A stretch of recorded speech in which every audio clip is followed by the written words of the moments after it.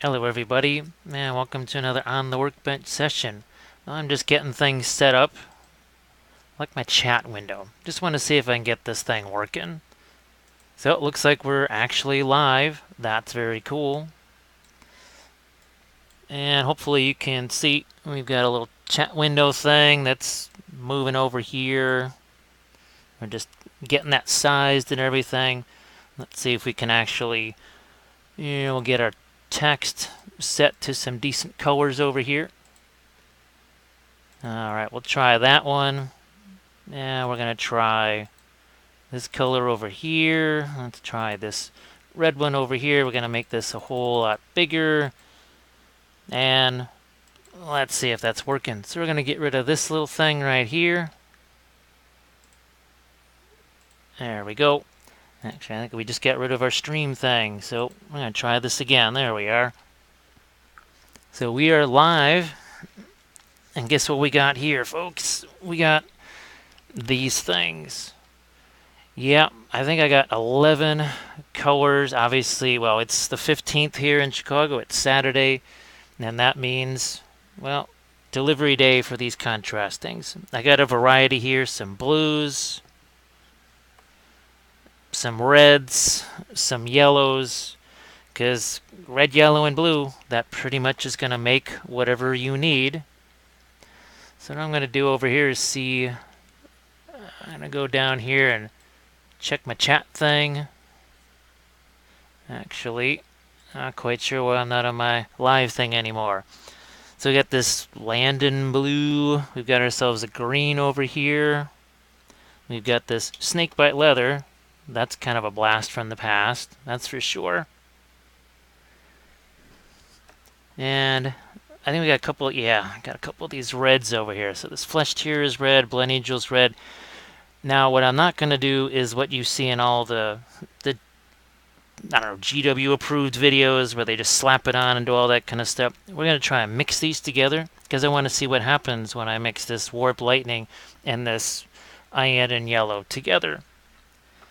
We are going to be using our usual craft brushes here. These are number 8 rounds.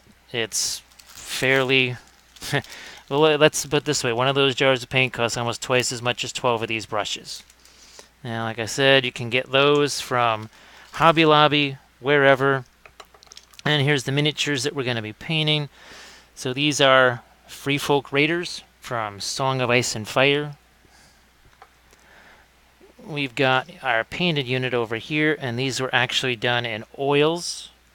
So this is a finished unit of Raiders, all 12. Magnetized real nice, yeah, so they don't go flying all over the place. I've seen so many unit explosions, I guess as we like to call them, in Song of Ice and Fire. Actually, I do have the tutorial for me, painting these guys in oils, but what we're going to do is see if we can get all the variety and all those coats. There's some greens, purples, browns, tans, all that kind of stuff. Can we do that with the contrast paints, and can we almost use them the way I was using oil paints? So we'll see. I have no idea. You're going to find out when I find out. Now, this is another thing too about the contrast paints, is what kind of primer. This is your basic Badger Stynylrez primer. I usually start out with some kind of a reddish brown, then go to something like this tan, and then go with something like a white over the top. So you can see there's a little bit of shading right there. Now I'm going to just move this over here, and now here I will give you a little quick demo of how I normally do things right now. So you can see we've got our primed figure here. Now this has a little bit of shading on there. And for those of you that seen any of my videos, you know I like to take the liner paints, and that is these guys right here, the different liner paints from Reaper Miniatures. Go over the top and remove whatever excess there is with these makeup sponges. Now, with these paints, you're not supposed to remove them. There's all these things you're not supposed to do. Well, I've been told that with a whole bunch of paints, that you are not supposed to be doing this, that, and the other. Well, we are definitely going to give that a try. So from that stage, you can see we start working in some of our more normal values right here, starting to get a face on there. can see here we start to develop a little bit more. We're starting to develop some of the metals. You can see some shading on the robe here. Again, a little more development on the skin tones. This is even a little bit more developed. So we've got weapons, swords, a little bit more on the face. We have eyes in there. And then we've got some finished. Yeah, these are standard acrylics right here. This is a cave dweller and a mountainsman right here. Eventually, I'm going to try doing pretty much one of every Song of Ice and Fire unit with these paints. I'm focusing on the free folk because, well, I got lots of those to do, so I can do battle reports. And if this, to me, I don't think it's going to help anything go faster. I do not think anything is going to go faster, but it could work like oil paints that dry fast. Now I have a couple other little pieces of equipment right here. So I've got little, oh gosh, I forget what the heck these little things are. I always just call them a baster. And these little water tops right here. And the idea is, and let's go with one of these browns. We know we're going to use, this is the Snakebite Leather. We're shaking it up. You've seen people take their brush and dip it into the pot and use it straight out of the pot. Well, if we do that, we can't mix with it. We can't do a lot of other things. And there's always that notion that this thing is going to tip over. So what if we could get in here with our little thing right here. We take some out here. And we drop some right into that little container. Well, first of all, if that container tips over, we've lost a fraction of our Snakebite Leather instead of 3/4 of a $8 jar. That's not really handy doing that.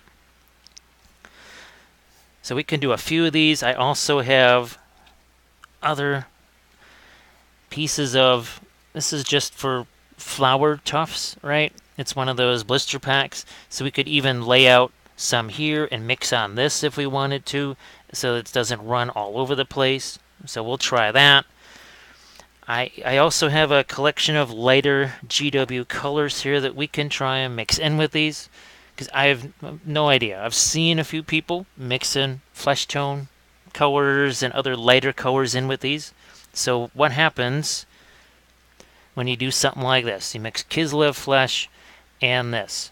I have a notion of what it's going to do because it's the way I used to paint before, but you never know until you try. So what I'm going to do here real quick is just show you what I used to do. What am I even used to do? What I always do with my Reaper liner paints. So I'm just going to do this on my little temporary palette here. So I'm going to take some of this brown liner. And again, for those of you that are familiar with this, you've seen it 1,000 times. You know exactly what's about to happen. That's brown liner. This is red liner. And this is going to be a sepia liner. Essentially a Snakebite Leather. I think you know why now. I chose some of these colors that I did. There's one that everybody keeps talking about. Oh, what is that? Wildwood or something like that. That I do not have. So I'm just looking to see. Oh, there you there. Okay. Hey, Tim, how's it going? Yeah. So I know a lot of people are just getting theirs today. So, oh, hey, Brian, how's it going? Oh, Wargaming Lab, how you doing? Sleep. I was up until 5:30 in the morning the last 3 days, I think, at least. So here we go. We've got our nifty little craft brush right here. You know, I'm going to see if I can't get this stupid chat thing here to do something for me. So let's see if we can make this thing work here. Oh, there we go. Let's see what happens. Nope, still not doing it. Here, let's try this. I'm going to try and add this stupid little YouTube widget over here. Yeah, and that may be showing up on the screen, doing some weird things, and I apologize if it does, but I just want to get this stupid chat thing going. So let's see if this actually works. Alright. Here's our brown liner, and we're just going to throw a little bit of water in here. but you can see it's not watered down completely. It's maybe 50-50. We're doing all three. Now we're going to take ourselves some red liner here. That's mixed with a little bit of our sepia liner, which is going to go right around like so. It's looking kind of familiar, huh? For anybody that has seen some of these contrast paints, but have you seen something like this? See how these are starting to kind of co-mingle together? There's a painting phrase for you. So I'm just working my way straight down on this, letting gravity do its thing. That's what you're supposed to do with contrast paints, right? And we're working our way all the way down. Now, as we get into this further, I'm going to talk about the basing and some of the other things that I tend to do on these units here that you're not going to see here, because this is just, it's all about those contrast paints. Doesn't that, there's some kind of song or something like that that's all about that base, something like that. Makeup sponge, poof, going like so. I can even take my scissors, do something like this, cut this, change the shape of it, and now I can get into all these areas. And then what I would do is go right in. See now how we've got ourselves, oh, let's get something that's, I think this is the same, yeah, that's the same pose. So see we've got ourselves some tinting here already. Is this not what you're seeing with the contrast paints? However, this is going to dry probably 2 to 3 times as fast as the contrast paints. Now that can be an advantage or a disadvantage, depending on what it is you want to do. These, you've seen them doing a lot of, what do you call it, the pooling, because the capillary action can work a little weird. Now these have a combination of some broad surfaces and a lot of tight little surfaces like this. So we'll see what effect this is going to have. Now let's just throw out a few of these here. So let's get, so again, this is going to be our control figure, I suppose. That'll be our control figure. We'll see what happens with that. So we certainly want some kind of yellow. Pink, probably not. We may throw this green out here, maybe the Space Wolves gray. I'm just getting some things out, and our Snakebite Leather. So we've got this little core group here of some reds and some browns.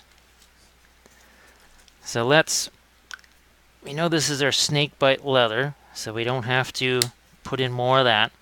Let's try this Slayer Flesh. Say that 10 times fast. Alright, so I just got to do this old school here. Oh, it's 3:30 in Perth. You would not believe, well, maybe you would believe, that Australia was a big conversation at the Eagle Scout Court of Honor I was just at.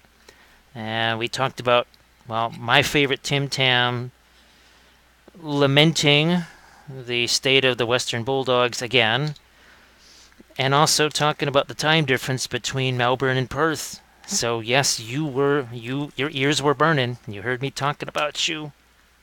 So what is it here? It is 2:30 a.m. here, which sounds about right. So I'm just going to throw out the Space Wolves gray here, because I think you saw on one of the other units. Oh, and by the way, these things you can get them off Amazon. 100 of them for a couple of hours, I think. So they are not expensive at all. Now, some of these, from what I've been hearing, is they don't all act the same, which is sort of normal for all paints. Now, they just don't act the same because of the pigmentation. In my last video I was just talking about how anything that has more white in it is going to act kind of funky compared to something that doesn't. Because as soon as you add white to a paint, it just starts to change things. It's going to change its consistency, the way it dries, all of that. It's just natural. So let's get ourselves a green out here. This is that Warp Lightning. Yeah, now my personal favorite Tim Tam right now, it's got to be the mint chocolate one.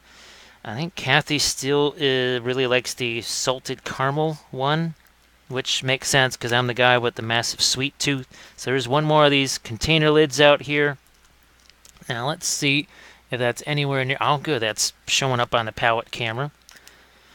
And by the way, the palette paper, all that is just, it's a pad that you can get from Canson, Strathmore, a million different places. So this is the Flesh Tearers Red. We'll try this too.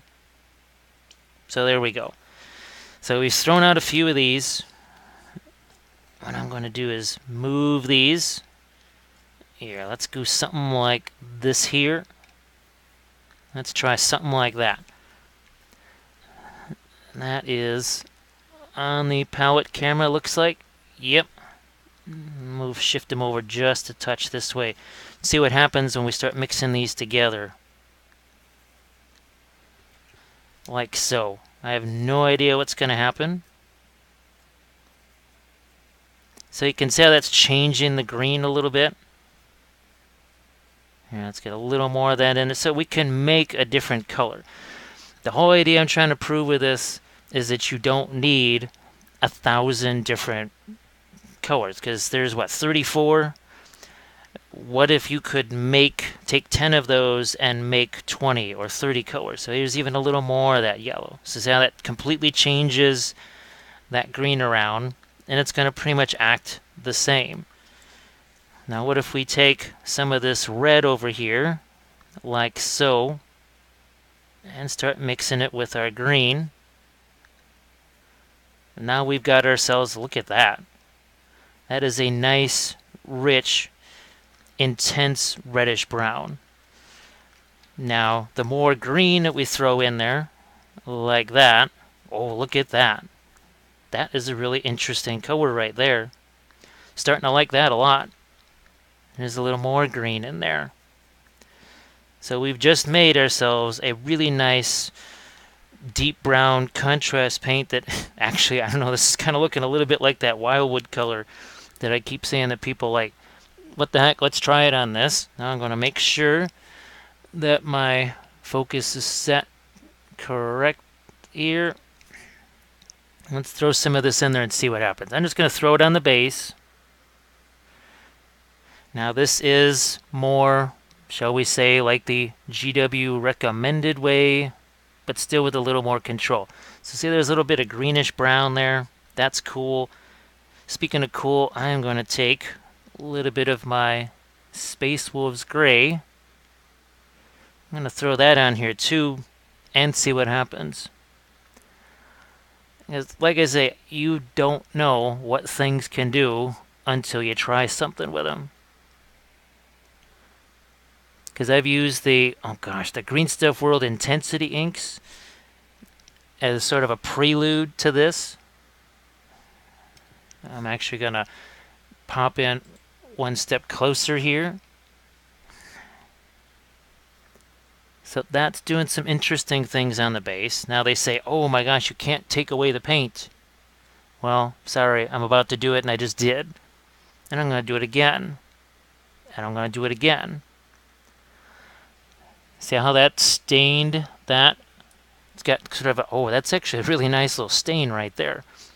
And this is primed tree bark, so it's not like it's just absorbing it straight away. There is a layer of primer in between the paint and the tree bark. So that's pretty nifty. Let's take some, oh, so this is that's kind of an interesting reddish brown. So we're going to start doing the same thing that we did on our sample figure, but now with this. And what I'm going to do, because I want to see what the heck happens here.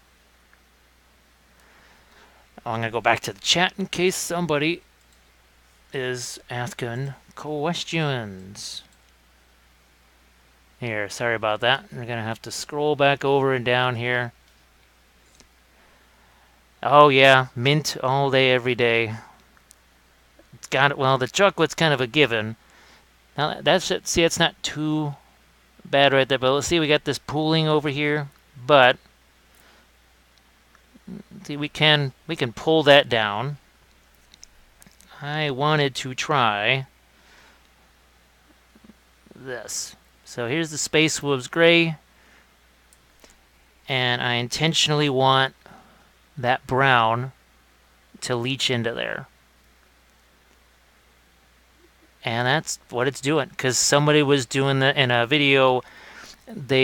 It was more an accident. They didn't necessarily want that to happen, but I did. Now what I just did was I actually took some of the paint off of the brush. And watch what we're going to do right about here. So see how we can manipulate that a little bit while it's relatively fresh. Let's do that again. So you can, even with the brush, take some of that away. Now I've got, this is my faux color that I just made right here. And that is my homemade. What would we do next? 3 colors, right? Red, green, and the whatever the yellow is. Oof, look at that. That is a nice, rich, dark brown.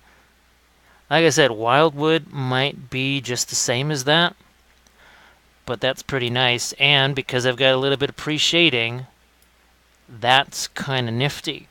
Now let's do his arms here, see what happens. The same thing. So this was among my primary goals, was to test mixing this stuff together. The whole idea is how much control can you exert over this stuff? Because a lot of the things I've seen are, what can contrast paints do? Well, okay, that's cool, but can you control these things? Because everything I've seen, it's more like they just have a mind of their own and they're doing whatever they want. Now look what's happening here. This is interesting. You can see there's some green in there. Here you can look at it's changing colors. So because I've got 3 different colors mixed in here, and I'm going to do this. This is where I'm exercising a little control. See how it was starting to pool down here. So I'm taking away, dabbing away a little paint off my brush. So that's pretty nifty right there. We're getting some interesting just shading that's going on by itself. Whether that's because I mixed 3 colors together, I don't know. But you can believe I'm going to keep doing that. I am definitely going to keep doing that. Now, let's see what we can do here. We're going to grab some of that Space Wolves Gray again. And you can see there is, I call it palette sludge. It's my favorite color. Some palette sludge got in there and mixed with the Space Wolves Gray. And I'm actually going to even throw some more in here, like so. Now let's get down in here and let's see the Snakebite Leather. We haven't tried that yet. Wow, it sort of looks like old Snakebite Leather. So here's my next test. Here's water. They say you can't mix water with it. I just did, because I want to see what happens. I know you're supposed to use whatever the medium is, something like that. Well, I gotta tell you right now, it's working nice and thin, and I don't see any real massive negatives whatsoever. I'm gonna grab a little more of my Space Wolves Gray, some of the Snakebite Leather, and we'll give him some grayish pants here. And we're gonna just let gravity do its thing. We're gonna let this work its way down. We're going to let some of those things mix together. I'm also going to grab some of my homemade. I'm going to have to start coming up with names for my own colors besides palette sludge. Yeah, I don't think palette sludge is going to fly for my own colors. Now here's some of that red. That's pretty intense. So I am taking some water here. A little bit of the Space Wolves Gray. Just muted that down. And we're going to throw that on the face. And let's get a touch more of that. So see what's happening here? this is, if I'm looking for something that I'd want to see, this is what I would want to see. Is this type of control, the ability to do this. Now, anyone that's familiar with this game knows you need, at least, these units come in 2. So you cannot field 1 unit of raiders, you must field 2. So straight away, that's 24 miniatures. And if you're going to have any kind of a unit attachment, a raid leader, whatever, just as soon as you got that one attachment, you got 26 figures you're dealing with, potentially. So I just took that yellow absent-mindedly. I'm just mixing it with other stuff that's on the palette. This is what I wanted to know. Can I essentially, again, for the people that have watched these videos before, you know I love mixing my own colors, doing my own thing. All right, where is... I'm going to throw this out there. This is a really dark blue. Yeah, we'll save the purple. But we are going to get one more container out here. I'm going to throw a little more of our stuff out here. So the jars are closed. They're safely off the palette, out of the way. Here's some of that blue, and I'm going to take some of my brown, mix it together, and let's see just how dark we can get this to be. Yeah, because guess what? Blue and brown make black. And I just made myself a nice, really dark, almost black here. Once again, I'm on the mobile now, so I can't see really well. Oh, well, thank you very much. And, well, you know, you'll be able to catch this anytime afterwards. And I'll be doing some regular videos, too. I didn't want to have to take the time to edit and render and do everything else. This is the fastest way for me to get the stuff out there for you guys to see it. And I'm glad this is working right now. So see what I'm doing? Just like I did before, taking away some paint. Now, there's another type of makeup sponge here, a little bit smaller. Let's see what happens. Look at, see, some of that's coming off. No harm, no foul as far as I'm concerned. This is the next thing. Can I do stuff like that? That's important to see, at least for me anyways. And where are we at here? This is almost like a little bit of green here. Here, let's tone this. That's a little bit more of the Snakebite Leather type color. Alright, so that's nifty. And so this is what we started with right over here. And this is what we've got here now. And you can see we've got, it's drying relatively matte. So that's pretty neat. Let's try another one here. Actually, we do the same figure. We'll try and give a different look to this. So, what do we got here? That's that reddish brown. There's a little bit of blue with it. And we are going to make this part the darker brown. This is exactly what I did on that other unit. There we are. That is... I can't tell you what color that is because it is not out of a jar. It's something that I mixed using that really dark blue and potentially probably that one reddish brown. And I'll look up the name. Look at that. That is a nice, rich, deep, dark. And you can see that I'm just trying to exercise a wee bit of control here. And the nice thing is, guess what? These brushes, these watercolor brushes, are designed to hold a whole bunch of paint. And you're supposed to use a lot of the paint when you're doing the contrast stuff, right? So in many ways, you're doing the things that you're supposed to do, I guess. So here's my really dark mix that I used for my base. And we're going to do that again. Here, let's just hit the base once again here. Just throw this over the top. Oh, I'm also going to throw in some Snakebite Leather here. Going to take some of my dark blue, mix that in there. Just like that. Get it on there. Just to cover it. And let's try this makeup sponge. Right here. We'll take some of that away. So our skull, guess what? Got a little less of that dark color on there. So we're just removing, look how much it's taken away, but it's leaving plenty of that behind. And these makeup sponges, like I said, they're not all that expensive. See what's coming away, but look what's left behind. Look at that nice, deep, rich shading in there. I think this is a little bit more of the reddish right here. I'm gonna again throw that in on the face, the hands.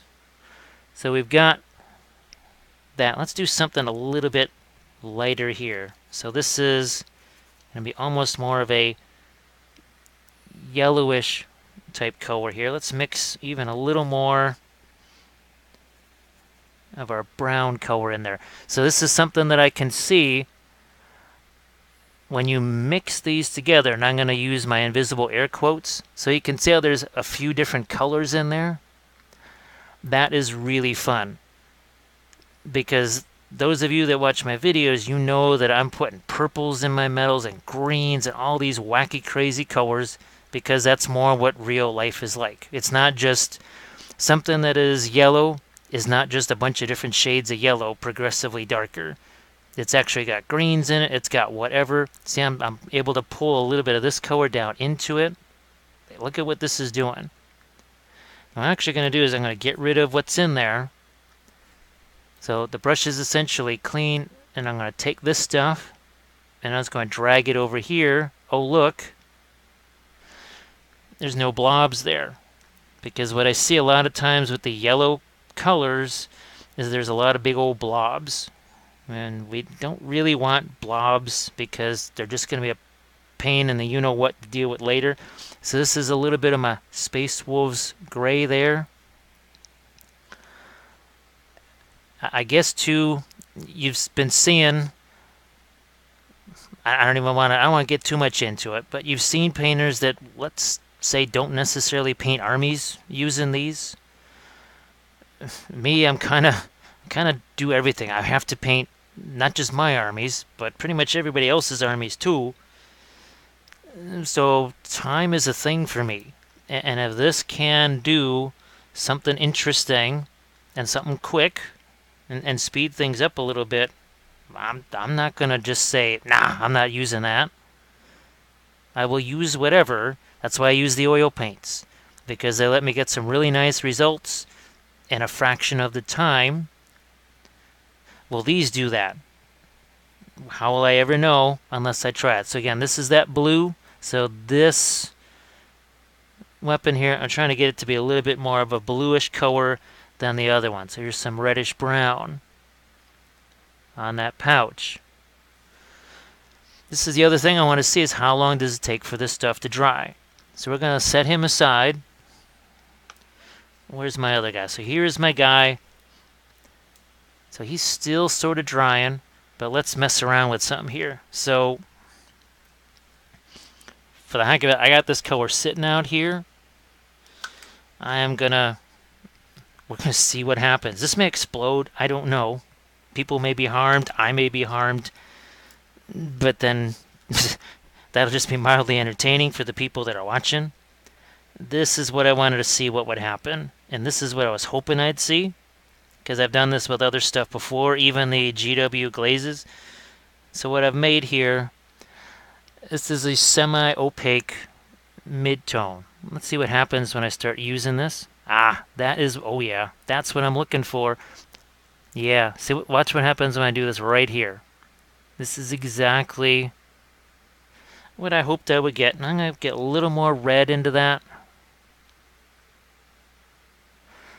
See how that was? I just utilized what was already there. See, we got this kind of weird light, dark, light going on here. Well, now we don't. That's gone.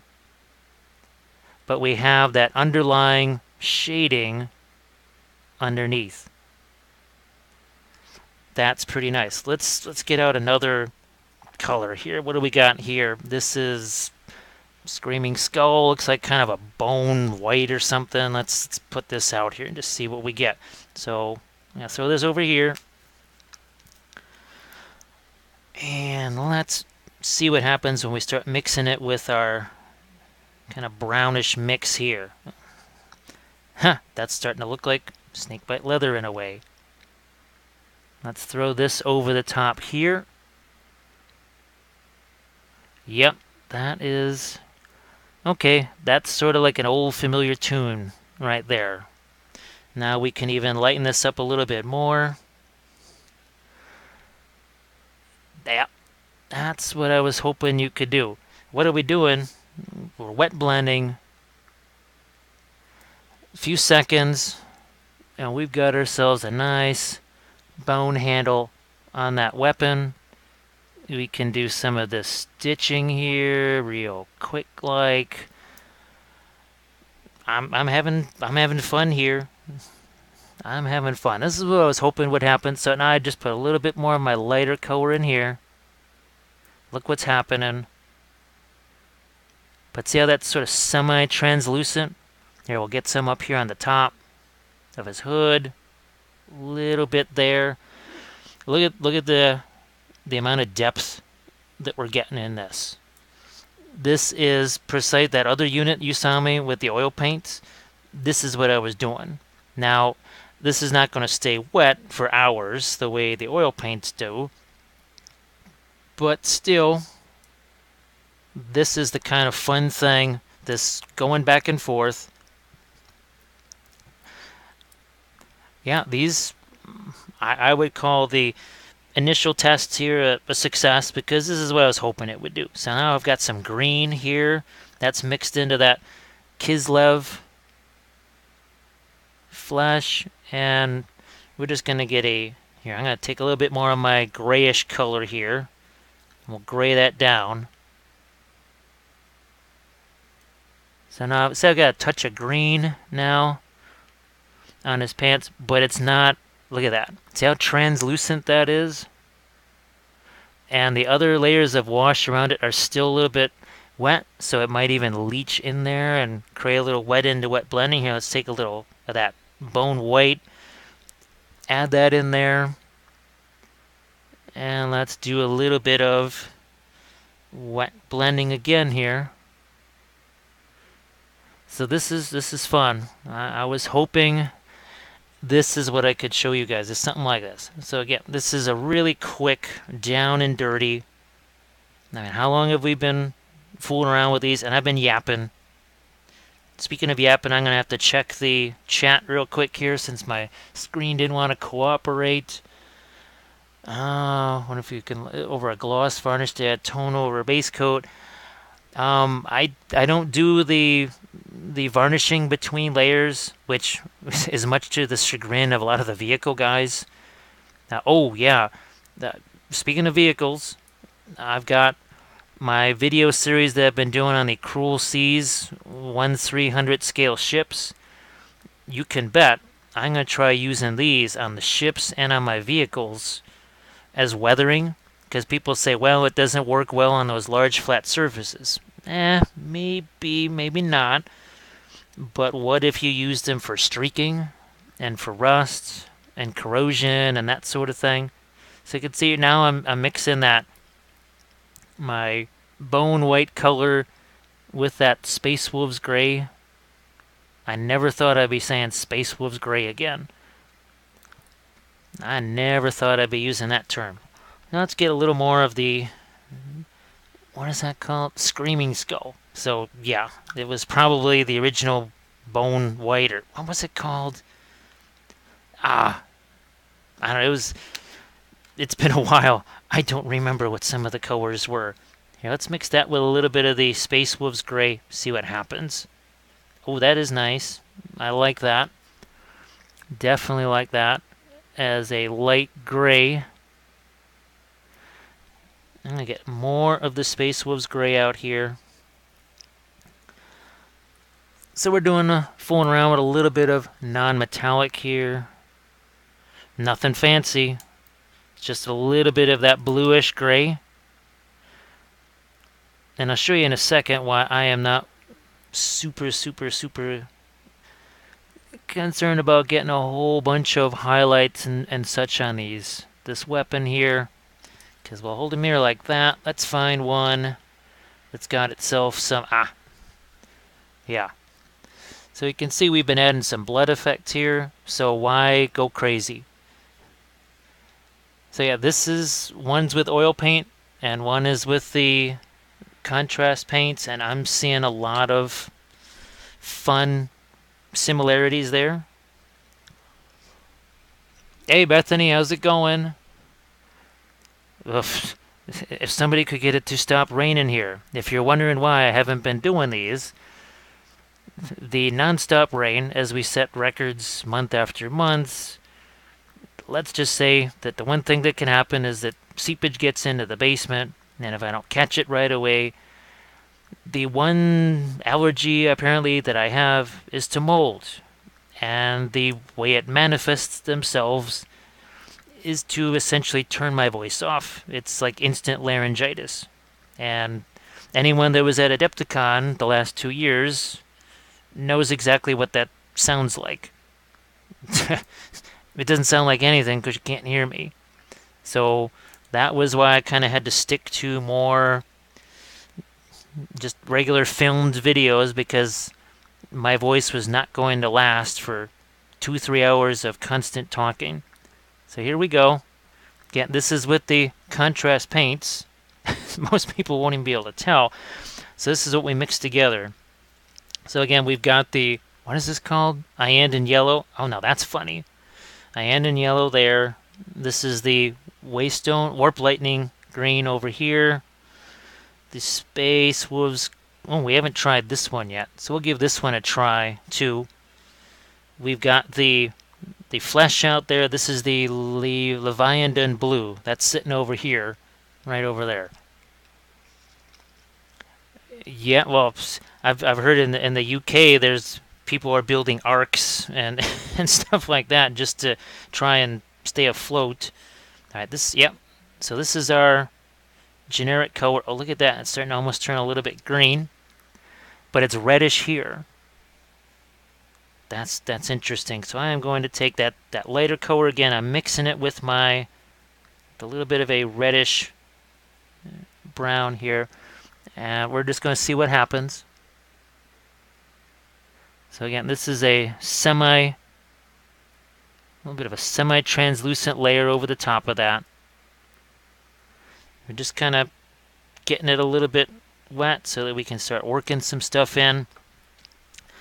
Let's try another. What is that? That is Bugman's Glow.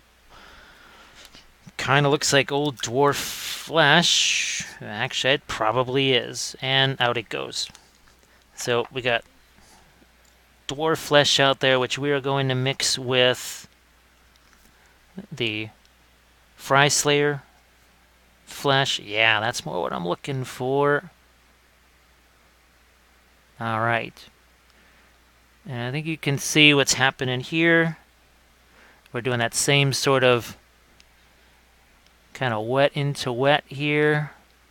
Just pulling this together. Wanted to do that because that's what I do with the oil paints. I basically have one color over here, another color over here, and I just sort of pull them into each other. So, another successful test. And let's get ourselves a little bit more of a light there. What I'll do also is go back over the top of things like this. So what happens if I glaze again? Once that dries a little bit, can I glaze over the top of it? So that's pretty fun. Oh, let's go nuts. Let's take some kind of a green here. I'm just going to, again, use some palette sludge. Ah, that's what I'm looking for. This is essentially what I do with oils all the time. See that? See how that red and that green are now going to mix together? Like that. So we get ourselves a little more depth of shading, fun stuff. But the contrast paints help sort of facilitate that. So while I thought they could be neat in those early stages, well, that's kind of a common usage for them. Everybody's going to do that. But could I essentially turn them into speed drying oil paint? And I'm thinking, yeah, I'm thinking that actually does work. So we're gonna see. We're gonna blend that out a little more. Let's see. Let's see what we can do here with our fur color in there. So I can get a little more shadow in there now. So at this point, I'm almost using the contrast paints opaque. I'm gonna do some non-metallic metal demos too with this stuff. So I'm mixing, that's the blue with the Snakebite Leather, because that needs to be a little darker. Like so. Yeah, that is really doing some fun stuff. Again, I know a lot of this is me reacting to things. Well, just reacting because you knew as much as I did. Well, you might have known more. Hey, Aviad, how's it going? It's initial impression. Like I was just saying, to me, my hope was that these could essentially be the acrylic version of oil paints, like speed dry oil paints. Oil paint that dries in minutes. That it can work as you're doing certain effects. Because this is how I used to paint back in the day, was taking glazed colors and mixing them with essentially doing this. You know, mixing these two together. Well, what happened is this would make the paint, it would act like a drying retarder, but it would also suspend the paint a little bit and make it semi-translucent. And you saw, especially here, where it was that level of dark when we first started out, right? And look, we added over the top of this semi-transparently by mixing the contrast paints with just standard paints. And this is a person who has not used GW paints in probably close to 5 years. So now we've got this. Let's play with this. Let's see what we can do. Here, let's get some lights in here. But see how that's semi-transparent there? It's sort of kind of affecting it and kind of not. This has a little bit more of the wash color in it. But you notice how I'm getting rid of some of the paint, and look at this. This is the advantage of these brushes. Look what we got. I got a chisel edge, but I also got this. So Aviad and Bethany, they've seen this a million times. They know. Because, well, they are both lovely patrons of the Patreon page, and later on, I'll take out some of the armies that I've done. I'm actually on Series 10 right now, and that's basically where I take an entire unit of miniatures. In the case, well, the Song of Ice and Fire stuff, it's a unit of 12 and the movement tray. Look at this. Watch this. I'm wet blending right here. Look at how that's semi-translucent. I'm giving a little bit of a greenish impression to that. But up there it's still more yellow. Here, let's not lose that yellow impression completely.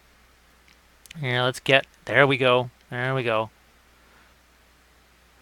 So, okay, that's cool. Here's a little bit more of that basically bone white. So you can see what we've been able to do. We darkened it here in the corner, made it a little more yellow. We got a little more of a greenish tone here, but we've got sort of a yellowish highlight there. Now let's work on that. So this is where I mix those three colors together. For those of you like Aviad, you didn't get to see this. I mixed the green, the yellow, and I think that red to make a really interesting brown that's sort of like a color shift paint. So see what I did? See how that kind of hides the irregularities right there? But what that also does is it creates kind of a platform for me to do something like, I don't know, wet blend. So I'm just going to throw that color in there. I'm going to take just a touch of my homemade contrast color and I'm going to mix that in. So this is essentially, look at that, I just threw a blob of white in there. And let's see what happens. I'm just going to push that around. Look at how So Avia and Bethany, you guys have seen the oil painting videos. This is pretty much what happens. And this type of brushstroke, I just call it scumbling. See how I just, look at that. I know there's been a lot of conversation about using these on Space Marine shoulder pads because they don't work well on that rounded surface. Well, I mean, this is the closest thing I'm going to get on one of these miniatures to a Space Marine shoulder pad. It's something like that. So you can see how I was able to, I just threw down some of the contrast paint and then pushed around these colors. Let that be the facilitator that let me mix all those things together. And when you got a unit like this, where basically every single guy is a different color. Alright, what is that? So that's White Scar, white. What the heck else do I got here? Actually, look at this. We've got Fenrisian Gray. Well, no, that's not Space Wolves Gray. Or is it? But we're going to put it right there. So maybe we reunite new and old Space Wolves Gray. Let's see what happens here. Gonna throw this over here. And we'll mix some of that Fenrisian Gray with the Space Wolves Gray. Oh, look at that. That's pretty nifty. Yeah. That's working pretty well. So I've essentially got myself a semi-translucent bluish gray. That's going to work pretty nice on our metals over here. Do some fun things on our furs. Now look at how that's dried. That's dried pretty darn flat right there. But we got ourselves a nice little blend.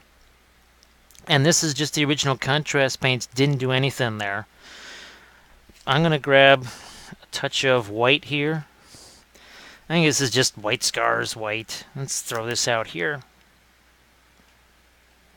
So just a touch of that, because we haven't had, this is something that some of the viewers here have heard me say 1,000 times. If a color goes somewhere, it's got to go everywhere, but they've also heard that white is the very last thing that ever gets onto your palette.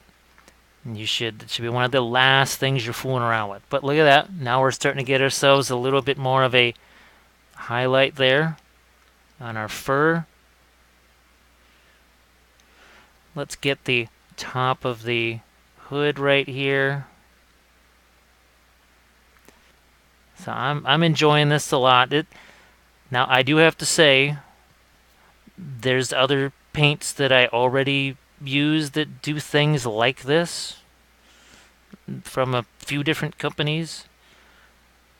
Now, I'm sure as I use these, I'll find more individual properties that the other stuff doesn't do. I mean, every paint does something different. That's just kind of how it is. But for folks that want to somehow combine, I even hate using the term, that the higher level painting with army painting, and it can be done. There are those of us that do it. It can be done, believe me. So here's my homemade mix. Look at this. Wow, look at that. So here we're pulling this paint around. I'm going to make this into a Filbert brush. Got my skull here. And we are going to wet blend. Poof. Look at that. We have a nice little skull here that's got a whole range of colors to it. Now this arm, that's just the original wash. Let's do something to that. Let's liven that up.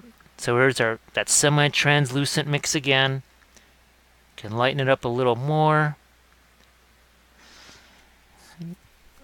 And then we're going to get rid of some of the paint off the brush. Gotta make sure you can see this. And we're going to do that same little wet blending exercise right here. I can even throw a little more of the contrast paint in there. Kind of moisturize that a bit. And go back in again. And let's get rid of some of this. So yeah, look at Look at that. So there's like some greenish tints in there. What this is doing is it saves me a lot of the extra work of getting in all of this extra little, see the greenish tones and everything else. But unlike oils, that's dry. If I was using my oils like I did on that other unit, this would not be dry for 3 to 5 to 8 hours. It's dry straight away. So if I need to get this on the table like now, it could. Hey Guillaume, how's it going? Oh, and Plain Jane, yeah, this is. I'm liking the Space Wolves Gray with Space Wolves Gray. Actually, I'm gonna try this. What's the name of this dark blue? Nope, that's not the one. It is this one here, Leviathan Blue. So I'm gonna take those two together. I'm actually gonna move that a little bit out of my way here. Wow, yeah. Okay, so that's a really nice dark. Ooh, that is a nice dark bluish. Oh yeah. It's basically like when I take my blue liner paint. Yeah. Alright. Let's screw around with something here. So we now have a Lannister crossbowman joining our Free Folk Raiders. Because I want to try something here. I just happen to have this color going, and I'm thinking, let's see what happens. I'm going to try and do let's get this collar here too. Let's see what happens. And we try to do a little bit of wet blending here too. Yeah, that's pretty fun. Let's get the lower part of our helmet here. So I know I did see a few people who were screwing around with these, and they did mix the contrast paints with regular paint, and it worked out fine. And now I was already committed to getting these because, well, like Aviad, everybody was so curious. Hey Dave, how's it going?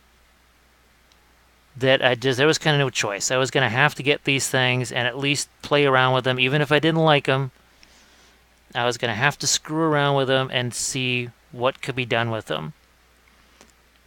So this is just the first of many of these because, well, I have many Song of Ice and Fire units. I've got an entire Bolton army, the Free Folk army, Lannisters, Starks,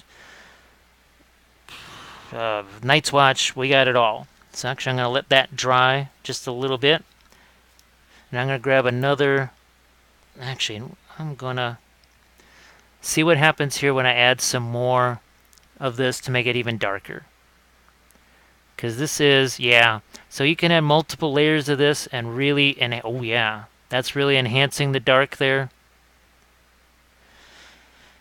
And so far, if need be, you can, when you're doing it this way, you can thin it down with water. I mean, it's not gonna, again, nothing's gonna happen. No one's gonna die if you mix it with water. And yeah, here we go. I'll just throw a little touch of this in there again, just looking for some varieties here. So I can do that little leather strap in there. But what set it up was the initial contrast paints that did something a lot like this. This is what I would do with my liner paints. Hey, Andre. Yeah, I don't know how many you got. Like I said, I just got 11, and they're very, very basic. Very basic. Now let's try another guy here. So where's my original one? I'm gonna get some more of the Screaming Skull out here. That's basically my white. If you're looking for the colors that I use as my lights, the Maiden Flesh and Maggot White. So the Screaming Skull color is essentially my warm off-white. This is a cooler off-white, and yeah, I can find a GW1 that'll work for that. Just wondering if you're going to use the contrast paint. Well, I will say this right now. I'm having a whole bunch of fun doing what I'm doing with these. the reason why this is so familiar to me is because I've been doing this approach since 2012. Now, I actually did this with the GW glaze paints that are basically being replaced by this. So this is really nothing new.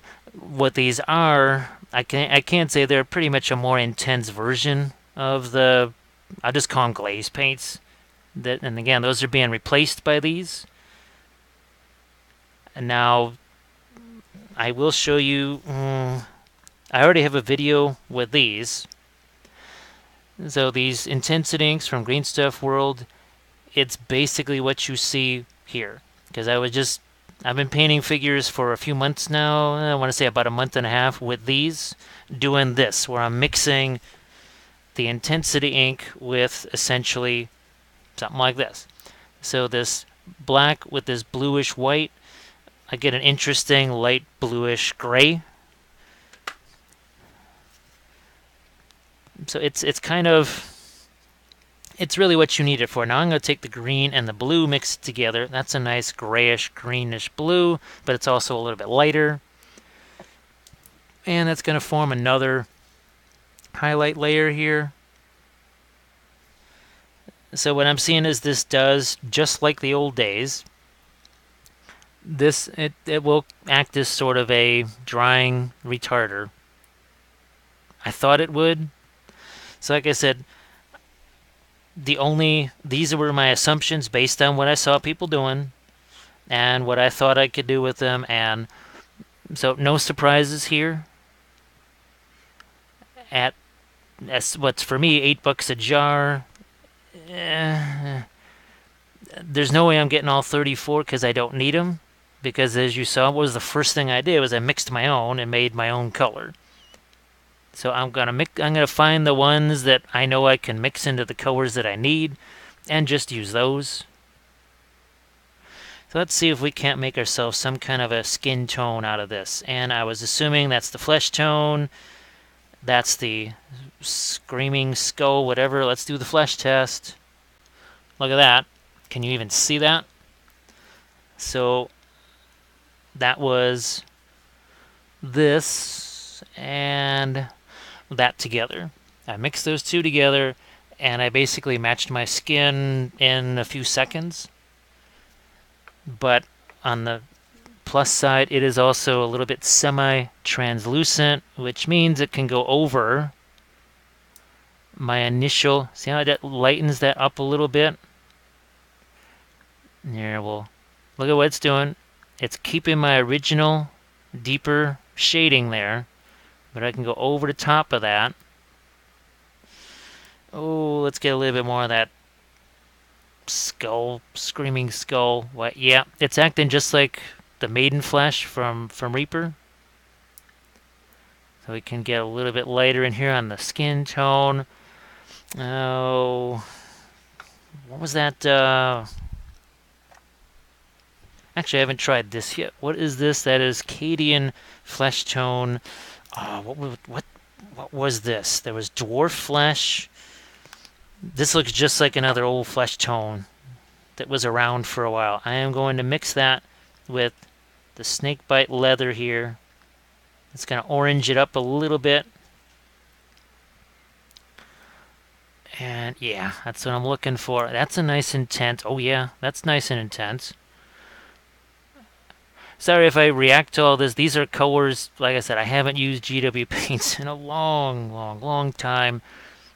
So it's sort of reacquainting myself with something that's, yeah, that is really nifty. Now, that's that green. So that is the Waystone green, right? We're going to mix that once again with a few of these other colors on the palette. And we're going to do a little bit of this semi-translucent stuff here under the sleeves. A few shots here. A few shots on the face. Even here on his arms. This is what I was hoping you could do. You could and I hate using the term again, you could sort of combine the high level stuff and the army painting stuff all together just by using this. Are they similar as the Reaper liner paints? I think what's different is that the Reaper liner paints, well, they're much darker than these, because some of these get on the lighter side. The liner paints, they dry flatter than these, no question. These definitely, in comparison to the liner paints, I'll say they have a sheen to them. Nothing tragic, nothing horrible, but the liner paints definitely don't have a sheen. The other reason I'm using this, and I'm sure several of the people that follow the Patreon page and all that stuff, they have a hard time getting some of the Reaper and secret weapon stuff, say in Australia, Bethany, and others, or even in Europe. So I thought, okay, if I use the GW stuff for this, then I can say, okay, look, if you can't get the liner paints, you can at least do this. You can do the same stuff, but it's a paint that you can get without having to struggle to find it. So again, we're going to just go over the top here so I can take some of that away. So that is working really well. Now let's go back and do a fresh one here. Something that's a little different. Yeah. Let's do this guy here. So we're going to create maybe a different blue or different mix here. So that's that Leviathan Blue, right? And let's try not the Snakebite Leather. What's the other one we haven't tried? Let's see what happens with the Shyish Purple. I'm gonna call it Stylish Purple. I'm sorry, I'm calling it Stylish Purple. So for you, those of you that are a little bit later in the entry of this, I'm gonna take this little do thingy right here, and I'm gonna take a little water cap container, and I'm just going to do that. And then my jar gets closed, and it's safely the heck out of the way where it can't tip over and be a 7-8 hour mess. So again, this is purple right here, mixed with a touch of the Snakebite Leather and that flesh tone. What's going to happen, I have no idea, but we're going to find out. That is what I was hoping for. Check that out. Is that not a deep, rich, dark color? Look at that. That is, again, that stylish purple, as I'm going to call it, with a touch of the Snakebite Leather and what was the flesh color? The Fry Slayer Flesh. That is a nice, wow, a really deep, rich, dark color. A liner equivalent, you would be taking the red liner and the blue liner, and you'd probably get something like this. Or even the red liner and the gray liner, and this is what you'd get. But, again, I've heard from so many folks that sometimes even ask, so what's the GW equivalent? And I've had to say there is none. Well, maybe now there is. So this is the tricky thing. This is where we exercise control over this. Have we tried the red paints? Yeah, actually we've tried, well, the flesh one, and we've tried, what's this one here? That wasn't the pink. Flesh Tears red. So that's what's in this jar over here. And we actually mixed those two together, and we made a really nice brown. The cool thing is that the brown started to separate. The green and the red kind of separated just a touch, and that was what I was looking for. So yeah, that's a nice, deep, rich color right there. Let's get some lighter colors out here. And what the heck? We're going to try Snakebite Leather and... was that the Flesh Tears red? Yeah. Snakebite Leather, Flesh Tears red. Oh, what the heck? What do we got to lose? Wow, that makes a neat blood color. Well, note to self. Mix that up with some gloss medium and maybe you got yourself some blood. Wow, look at that. That is a pretty nice, intense... Wow, that's a really intense color there. I've had to paint a whole bunch of blood angels. That could have been handy. I gotta say, that wouldn't have been too horrible, being able to do something like that. So here's my dark mix again. I'm just going to throw that up here, like you do. Let that do its thing, like so. Alright. That is turning, actually it's like a neat little bit of a grayish color. So that is, I would say, gray liner and red liner mixed together. And this is another thing I heard people say, is that they dry differently than they look. So you can't always judge. You can't judge a contrast paint by its wetness. That's a weird sounding thing. So this is not actually really much contrast paint. That's sort of my sludge of contrast paint and other paint together. It's something I used to do all the time back in the day. So that worked kind of neat. I'm going to take some of that cyan yellow, which is also mixed with some of my palette sludge and whatever the heck is in my brush. So that's yielding some fun results there. Let's do our base again. So I am going to just do this. I'm going to grab a little bit of a clean piece of palette here. Throw that down where you can see it. And we're going to do this. We're going to take that, was that the Flesh Tears red, right? This is Waystone green. We're going to do this again. Look at this. What happens now? You notice that the brush disappears and I wash it out before I toss it back in here. That is a really fantastic, rich, deep reddish brown.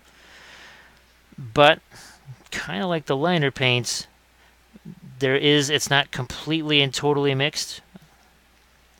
I'm real tempted to I've got empty jars from Badger that you can I used to mix my own primer colors. I gotta tell you, I'm gonna start mixing my own contrast paints. I'm gonna get colors that I really like, and I know I like this mix. This Waystone green and that Flesh Tears red, that makes a super intense. Wow, look at how dark that is. Oh, and then for those of you that missed it earlier, you can then take a makeup sponge and you can remove some of it, like so. So I'm doing that here. So that's turned out really interesting. Space Wolves, great. Gosh, never thought I'd be using that word again, or name again. So it looks like you put on... actually, it's really controlled. It's way more controlled than what they show you in the videos. This is actually... I'm trying to be much more precise. And you can see I'm just working in areas, too. And in some areas, I manipulate it. They're just literally just slapping it on there and just not doing anything with it. But here, we're trying to control it as much as we can by removing it, by pushing it around. So now we've got that there. I gotta figure out what am I gonna do with these colors for the straps. So this is gonna be my grayish mix and a touch of my reds here. And that makes a really nice brown. So this would be the equivalent of, I would say, the sepia liner and brown liner right here that I just threw on there. We're going to do that same over here. But like we did on the other end, where's my... that just kind of walked away. All right, where are we at? So I'm going to let the cyan yellow, right? The whole Eldar thing mixed together. Yeah, we'll let that just mix together, do its thing. We got this over here. What else? What else on this here? Let's do some stuff on the pants. So this is that purple stuff again. Let's mix it with the Space Wolves Gray and see what we get. So there's our Space Wolves Gray, mixing it with the purple. Now we're going to hit the trousers. And that's what I was looking for. So, like I said, one of my biggest missions with this was to find out, can you mix this stuff together to make more colors? Because now, while the all 34 will have different properties to them, I just don't see the need to get them all, especially now that you can see you can mix the darn things together and make a whole host of colors for yourself. And at $8 a jar, you get a third of the set. Like you can buy more miniatures. That's how I always see it. You save money on the paint. You got more money for miniatures now, because hey, more money for miniatures. That's horrible. Let's try something different here. So what is that? That is Xandrie Dust. We're going to throw it out here, and we're going to see what happens when we mix it with some of our nifty colors. I want to see what happens when that mixes with my purple over here, because I am guessing I'm going to get kind of a grayish tan. So that is your, what was that? The mostly flesh tears red in that section right there. Now that makes a nice little color for some dead wood there. That's fun. Okay, I'm going to throw that here. I'm looking to starting to lighten this thing up and get some additional lights. Now the whole idea, mixing the contrast paint with the regular paint, is just like this. See how it's sort of semi-translucent? See how it takes just a couple of brush strokes? Look at just a few brush strokes, you got yourself some nifty shading that's happening there. It's not a highlight, that's a middle tone. And for the folks that, again, not familiar with my videos and such, middle tones, that's where all the action happens. Lights and darks, those are the extremes. Most stuff falls in the middle, and we're going to do some of that wet blending. So I just threw down some color there. Going to clean out the brush, and then flatten it into this sort of filbert shape. Here, let's not have it so angled. There we go. And now I can sort of just manipulate this, push it around. Do the same thing here. Let's get some more of this out there. Now we'll just push that around. Because what have people said the most about this is that on broad surfaces it acts a little bit weird. Well, we didn't give it a chance to act weird. We kind of took control of the contrast paints and we said, nope, you're doing what we want you to do. So remember how dark that was right there? But now it's not so purple anymore. Actually, people would look at that and they'll just say it's tan. They won't even say there's purple there. But what was the first layer? It was mostly, what was the name of that purple? Shyish purple? Yeah, shyish purple. So that was pretty much your first layer there. I would think that, and I know Dark Angel's Green is one of the contrast paints. I would say that purple, you mix it with Dark Angel's Green, you got yourself a really nifty gray.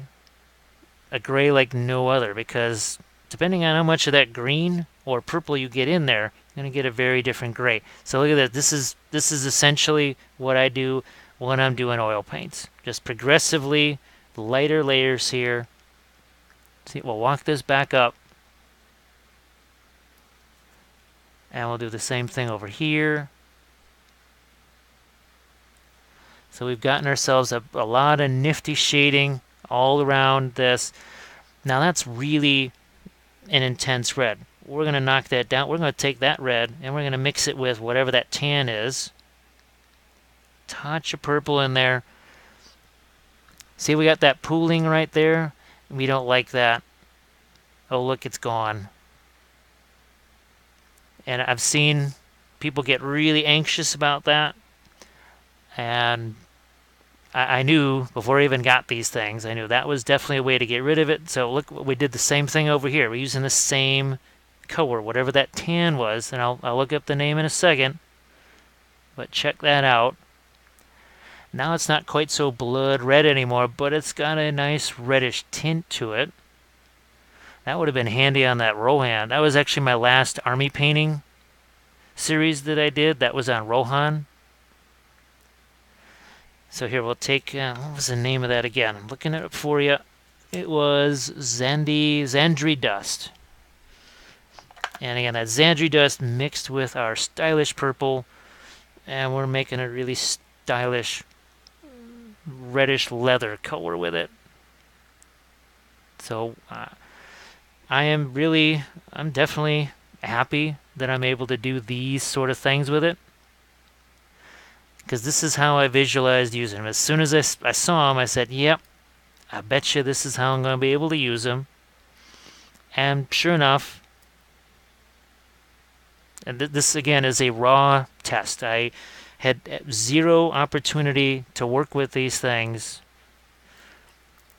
It was, I don't know, a few hours ago that I even just looked at the jars, much less did anything with them. So I'm going to get some of that Screaming Skull back out here. Like so. Where is this is my flesh tone here. And remember what we did, we mixed that skull color with that flesh tone, and look what we were able to make. I mean, you can't hardly see that. And now we're going to put that on our hands. Well, I put it on my hand. I'm going to put it on his hand. Going to do a similar thing over here on the face. And what the heck, I'm going to even do that on some of these leather straps here. Like you do, but you can see it's semi-translucent. We're going to do it here. And the more of the Screaming Skull I add to it, the lighter my mix gets. Essentially what well, I know Games Workshop may not be too happy with this, but you're cutting down on the number of other colors that you're going to need, as far as just the regular GW colors too. So you need less of the contrast paints and less of the GW paints, which means you can buy more miniatures. Because, hey, why not? We all need more miniatures. There is no such thing as enough. There is no such thing as enough. There can only be more. So that's that Snakebite Leather, mixing it with that Screaming Skull. And again, it's a semi-opaque thing, so it covers over that. Now let's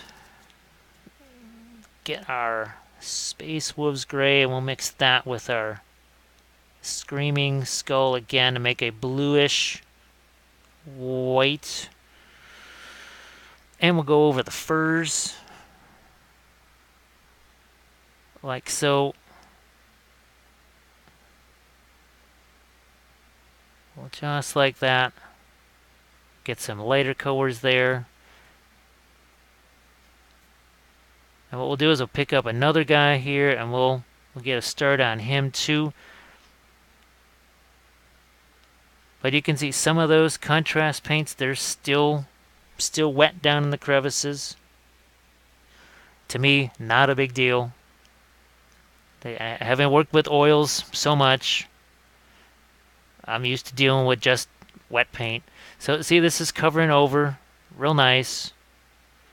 But where the contrast paint is still a little bit wet, And I'm counting on this. See how that gets a little bit darker as it goes down? It's mixing with the contrast paint on the fly, making it lighter. What I was looking for. So see, we can bring out some of these furs here. So what the contrast paints let me do is they let me get that same variety in the darks that happens when I use those different liner paints. Again, Bethany, Avia, they're familiar with that kind of a thing. You've seen me do that before. So it's saving me some work in the areas where I'm trying to do some specialty stuff, basically. And that's good. That's good. Now let's get a touch lighter here with our skin tones. Now, as far as skin tones go, I've got these where my cave dwellers. Here they are. So this unit I was going to do originally in oils, but I think I'm going to do this with the contrast paints so that I can do all these nifty flesh tones like this. See all the purples and grays and greens? I have a feeling that these will be good for the contrast paints too. Again, you'll be seeing these more now just because, well, I bought them. I paid a whole bunch of money for them, so I'm going to use the darn things. And you might as well see what happens along the way, because, well, this way at least I can technically say I'm not talking to myself. Because I believe there's people out there that can hear what I'm saying, so technically that counts as me not being crazy and not talking to myself. So again, this is my purple. Oh, look at that. Yeah, that purple mixes with that tan right there. Does some really nifty stuff. And we've done it before. Oh, what the heck. It's kind of watered down here. I'm going to try and do a sort of a secondary glaze over the top of that. And it works. Now, you wouldn't want to do this over an entire rhino or something like that. But in that one little area, yeah, that'll be just fine there. I know they sell the medium or whatever. I didn't know they were selling that, so I didn't know. I didn't get it. I just didn't know. Now let's see if we can get some brighter highlights in here. Now, I don't really have too many bright GW colors, so I'm going to just throw this out there. It's kind of an off-white here. And, oh look, I do actually have smaller brushes. They do exist. And I'm going to mix that with some of that Space Wolves gray. And we're going to get ourselves one more. Yep. We just needed to get a touch brighter. Because some of those pots of GW stuff that came from Adepticon, that was just kind of left over from classes, and one of those jars was clearly exposed to some cold weather because it was all cottage cheese. So here we go. Just a little bit of this. A little bit of lighter. So yeah, I could have done that with the skull white. I'm sure GW has some kind of bluish white. Something like that along the way. Here, let's touch up a few of those. So you can see just in a few seconds there, it doesn't take much. Now let's get a little bit further along here. I'm going to try and get another layer of lightness on this. So this is again that sand color mixed with the shyish purple.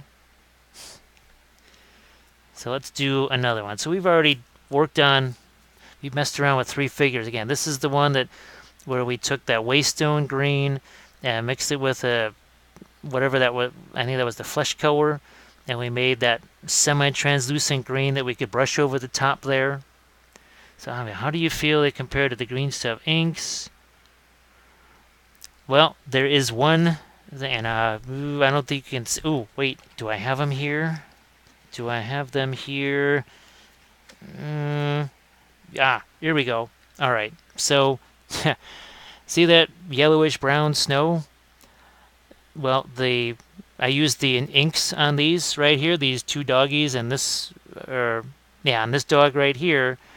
Well, when I put the water effects on there, it reacted to the ink. So it reactivated there. Now I'm going to find out the hard way on these guys. Do these inks reactivate? Or these glazes? My guess is no. So, and you know that all my Song of Ice and Fire stuff has snow bases, which meant the intensity inks were kind of verboten for snow. Anything that's going to have snow effects on it. So we'll find out. I might even try it. I don't even know what time it is here. In a little while. Be sure these are dry. I'll throw the snow effects on here, and then we're going to find out. And if it doesn't leach, well, these, at least for the Song of Ice and Fire stuff, will take the place of the intensity inks, where I don't have to worry about that kind of stuff. I'll use the intensity inks. I wish I knew more about the pricing on the intensity inks compared to, say, these, because I know what these are. But now, I don't know, maybe they're less in Europe also, so that just could be the American price, and they might be far less in the UK. Because there's currencies, and I never quite know what the value of one currency is at a specific time. So yeah, we're taking our mix. That's the mix, and just a couple of lights right there. Had people not, well, I don't want to say bothered me, but had people not asked me so many questions about these, I never would have gotten them. I just would have said, look, I don't need them. I got plenty of different paints. But now, people that can't get the Reaper stuff, they can get these. Now they can do both. If you can get the Reaper stuff, you can do that, great. If you can't, but you can get GW stuff, now you can play too, I guess. Because I know there's stuff that's hard to get here. Well, heck, Green Stuff World, they're located in Spain. So it's not always the easiest for me to get that stuff. It's just there's really no GW stores around us. So I'm going to pick up these two lads here. So again, all of this with all of these nifty color shifting things. Look at that. See that greenish color in there? And see we got this red. It all started out with the contrast paints, but then we started to take just the regular, more opaque GW colors and started to mix those in. So let's try using this one. Which is the one we haven't used yet? It's this one, Caelian Green. So I'm going to get out. I got one more of these things. Poof. And again, a little review for folks. So, yep, that confirms that's a new. Ooh, that is an interesting teal green. And now I'm really glad I opened that one up, because I heard someone just say on a video of contrast paints that, well, teal you just never use. I use teal all the time. And I'm certainly going, ooh, I'm going to use this on, I'll test it out on the Tully Knights. But where, here we go. So I'm going to grab these two guys here. So this is non-metallic stuff. And I'm sure that you see an awful lot of teal on these guys.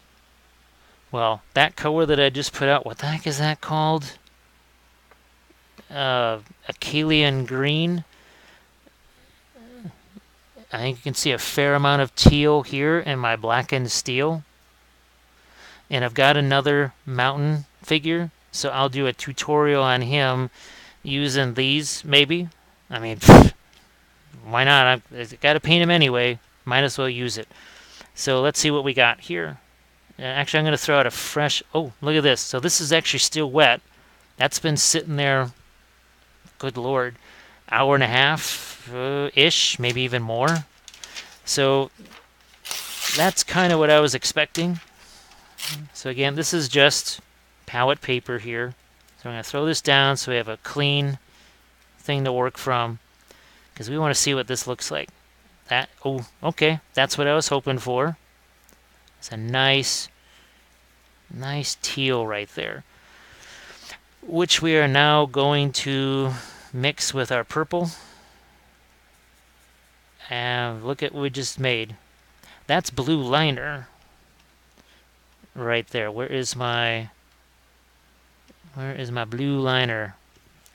Yeah, that's pretty much what I just made right there, because blue liner has a little bit of a greenish tint to it, and you can see that a lot of that is in there. So for those that cannot get blue liner, well, here's a way to make it. Those two colors together, potentially even with that other blue, just made blue liner. It's not quite the same, obviously, because blue liner wouldn't really beat up like that. But, hey, let's throw it right over here.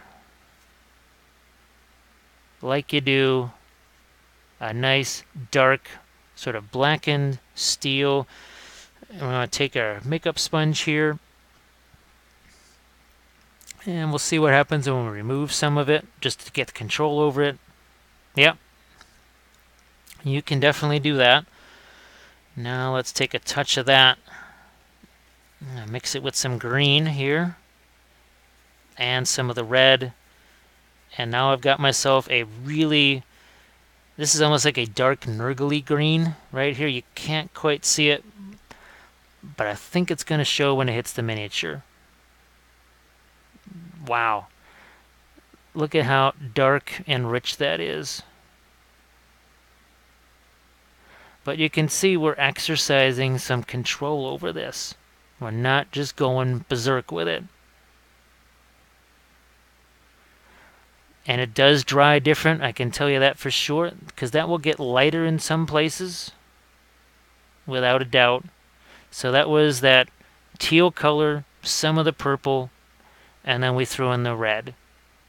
The flesh tear is red, right? And now we've got ourselves this deep, rich, brownish color. Fantastic. Which we are now going to take some Snakebite Leather, mix that together. So now I got a little bit more of a tannish look to it. I'm going to throw even more of that tan in there. And now we're going to do the base. And yes, I'm going to throw some water in there just to make it flow a little more. I'm going to throw even a little more water in here and see what happens as far as its glazing properties go. Because you never know until you try. So just working that over the base, making that darker. So you can see as that dries, see how it's starting to lighten there? Oh, I love my teal. Yeah. Yeah, that's... I use teal. Well, you can see I use them for my metals all the time. Actually, one of my favorite oil colors in the Mig Ammo line is one of their teals. Oh, can I find it real quick for you? It's going to be too hard for me to find it really fast.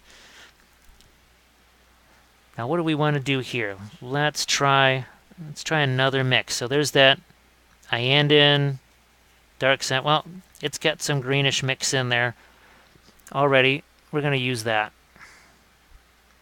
And that is kind of the perfect foil to that purple mix that we threw down. So again, that is sort of kind of the way they say you should use them, just a little more targeted. We've done some more mixing with them, that's for sure.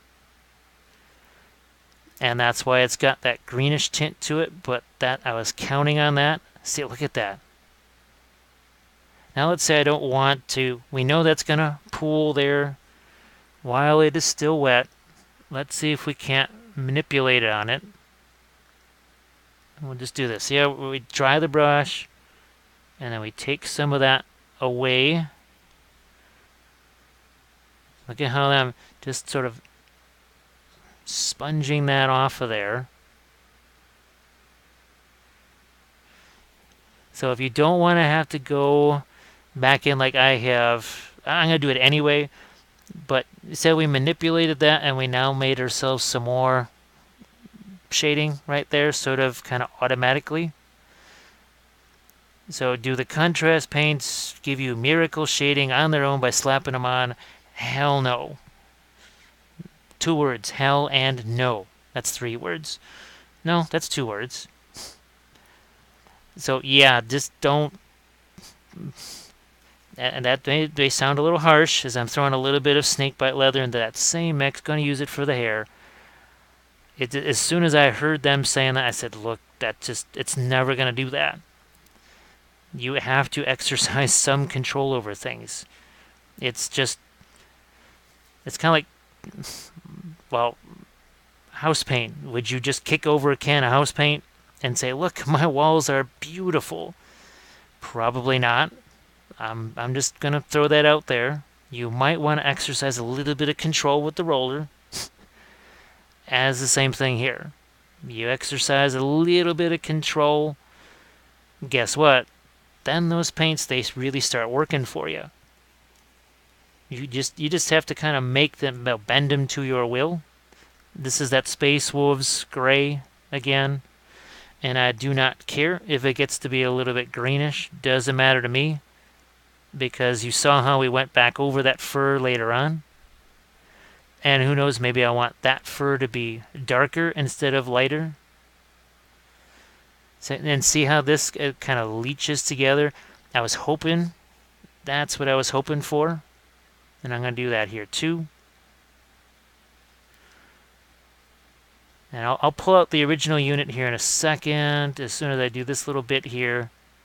And then people can see what it is we're trying to do. So here is my original unit. Again, this painted with the MIG Ammo oil brushers. And there's another YouTube live session where I was doing these guys. But as we turn them this way, see how this is, look at, there's reddish color there. That's almost like a purplish gray. That's what we were just kind of working on. Look, we got green over here. You see how we manipulated some of that? There's a greenish highlight over the reddish leather. This is almost like a purplish red. Look at all, this is more of a, almost like a bluish gray right here. I could do this with the oils easily because they sort of stayed wet. They let me wet blend. And that's what I'm trying to do here with these intensity, no, I said intensity inks with the contrast paints. And so far so good, I guess, is what we're thinking. So here is a little bit of that. Oh gosh, what was that? I'm going to look it up here. It's going to take me a while to figure out these names. It was the Xandrie Flesh.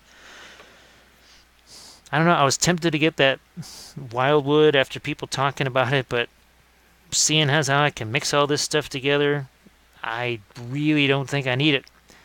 So I just took that Xandrie Flesh and mixed it with the, what's the dark blue? The Leviathan Blue? Yeah. So that was these two together, just made that really nice, rich brown. Where are we at?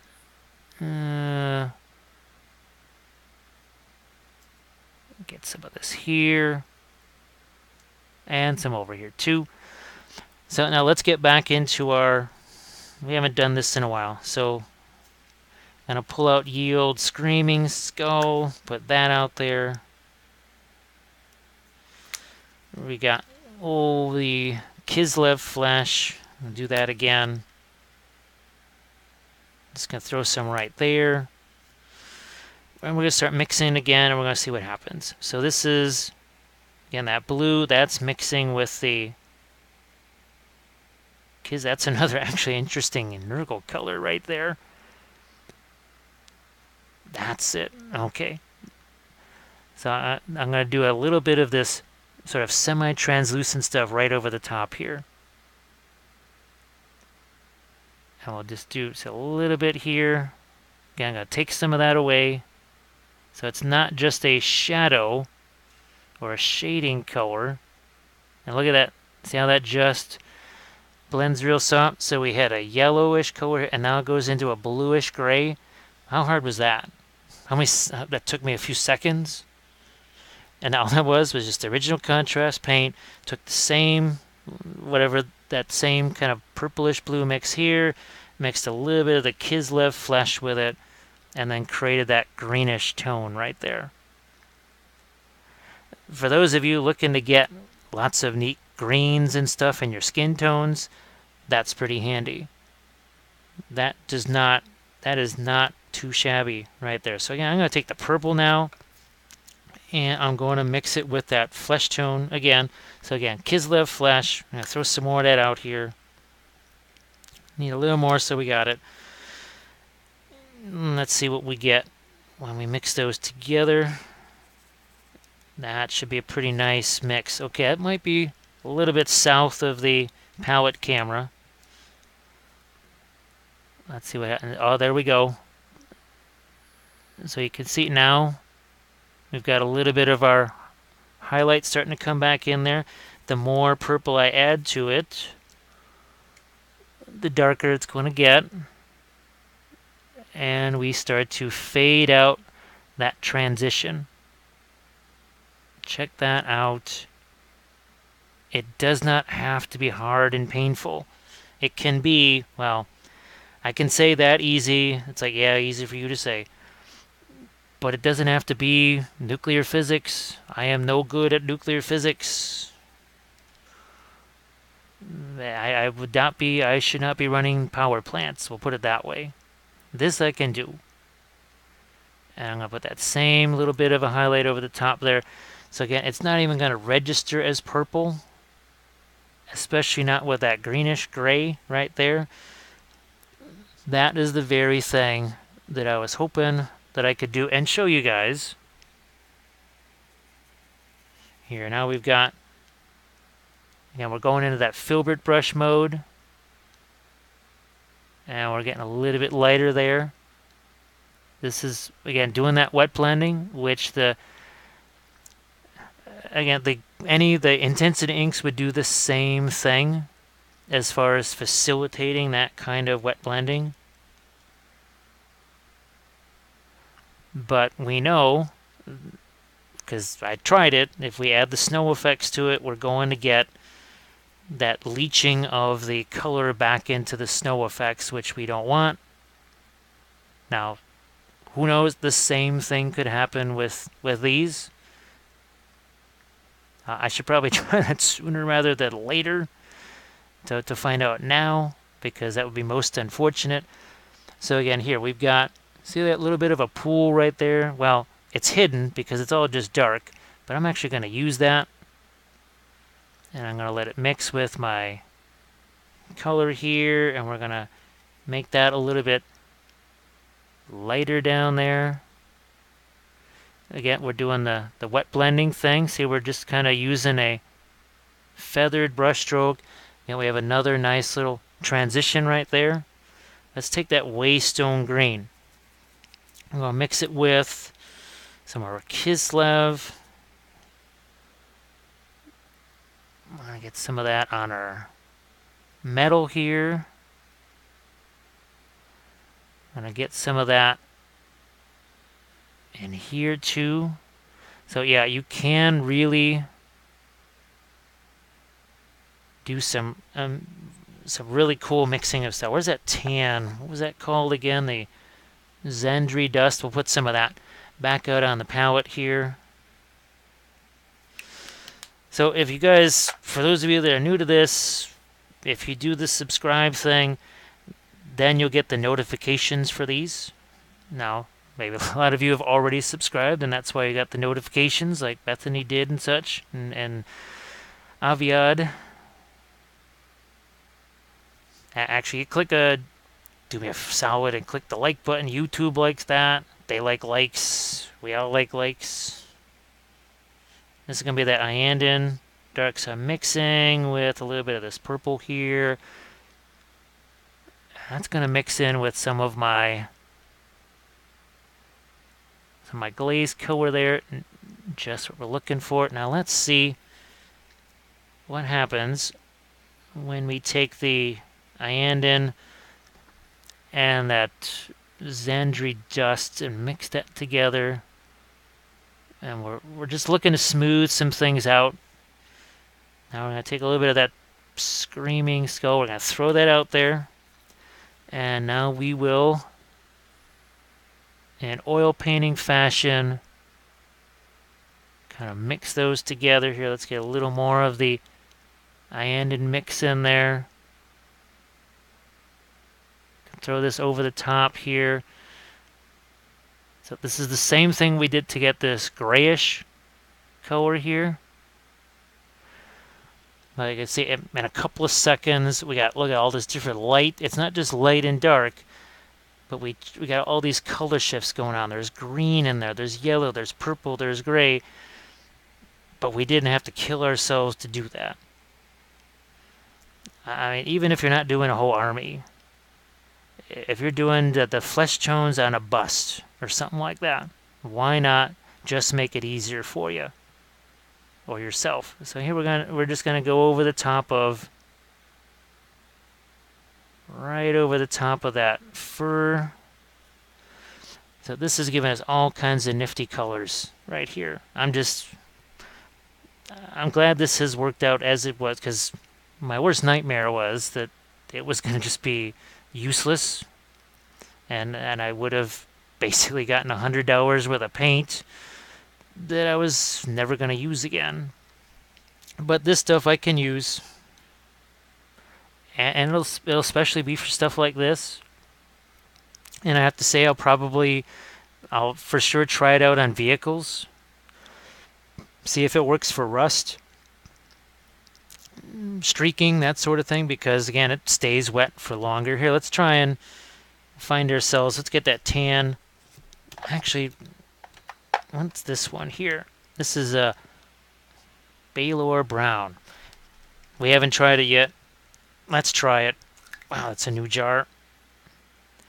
Throw that right over there. And we're going to mix it with one of these reddish color. We're going to mix it with that's that, I want to say Reichland skin tone or whatever. But is this, which who knows, maybe that's the successor to Reichland flesh tone. And we're going to get right down here on these pants. So we're looking to get this a little bit lighter, but also have it be somewhat on the warmer yellow side. We'll get that lighter.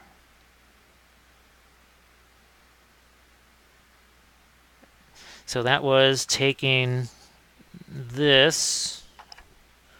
It's essentially a little bit of a mix of these two together right here.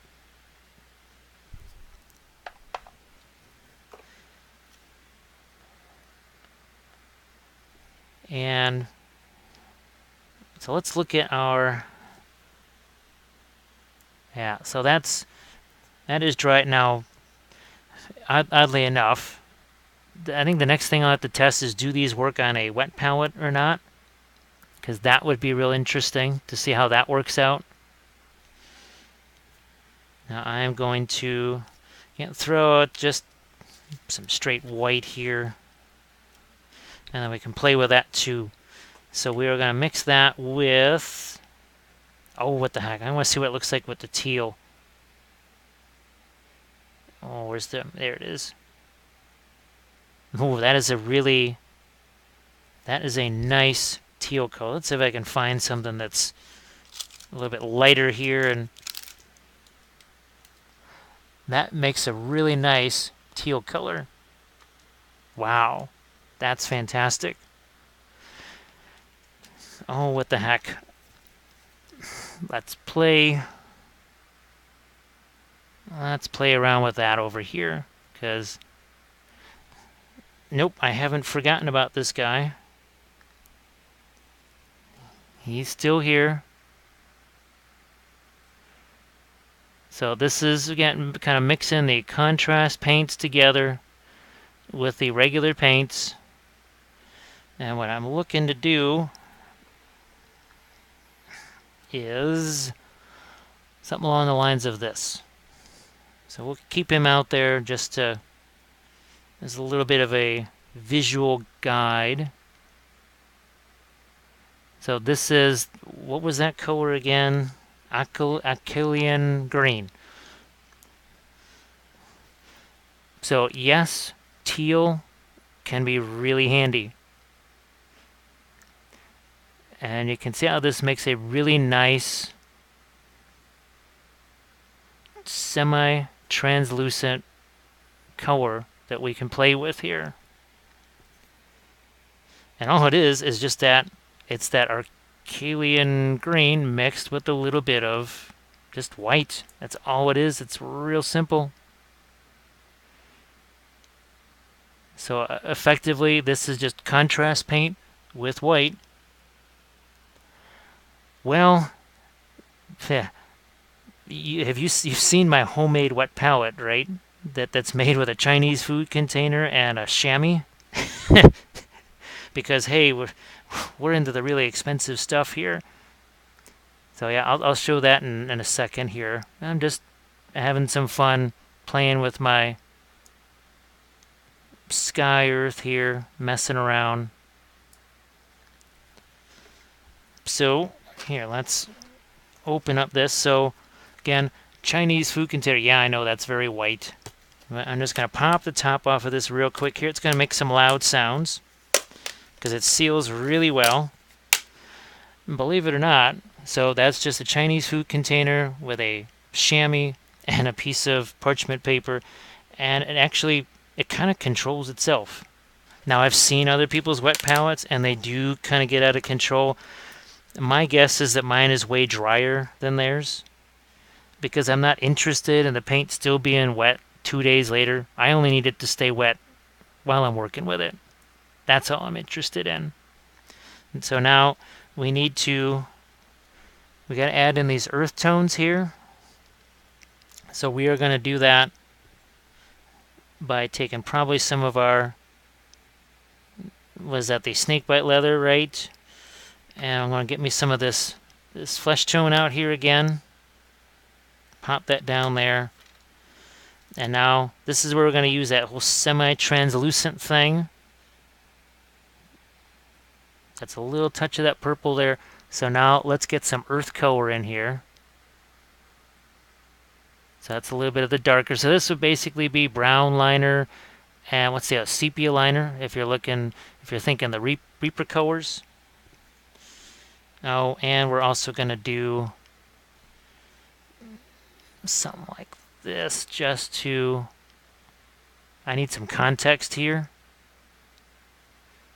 That was just contrast paints that I threw on there, by the way. That was a mix of the Iandin and the Flesh Chair Red. Wow. That's a nifty, yeah, that was a pretty nifty, wow. I like that. Now let's get ourselves, again, some lighter earth tones in here. And see how that's semi-translucent? See how that's not covering it real well? That is the plan. That's the whole point of the way I'm using these contrast paints.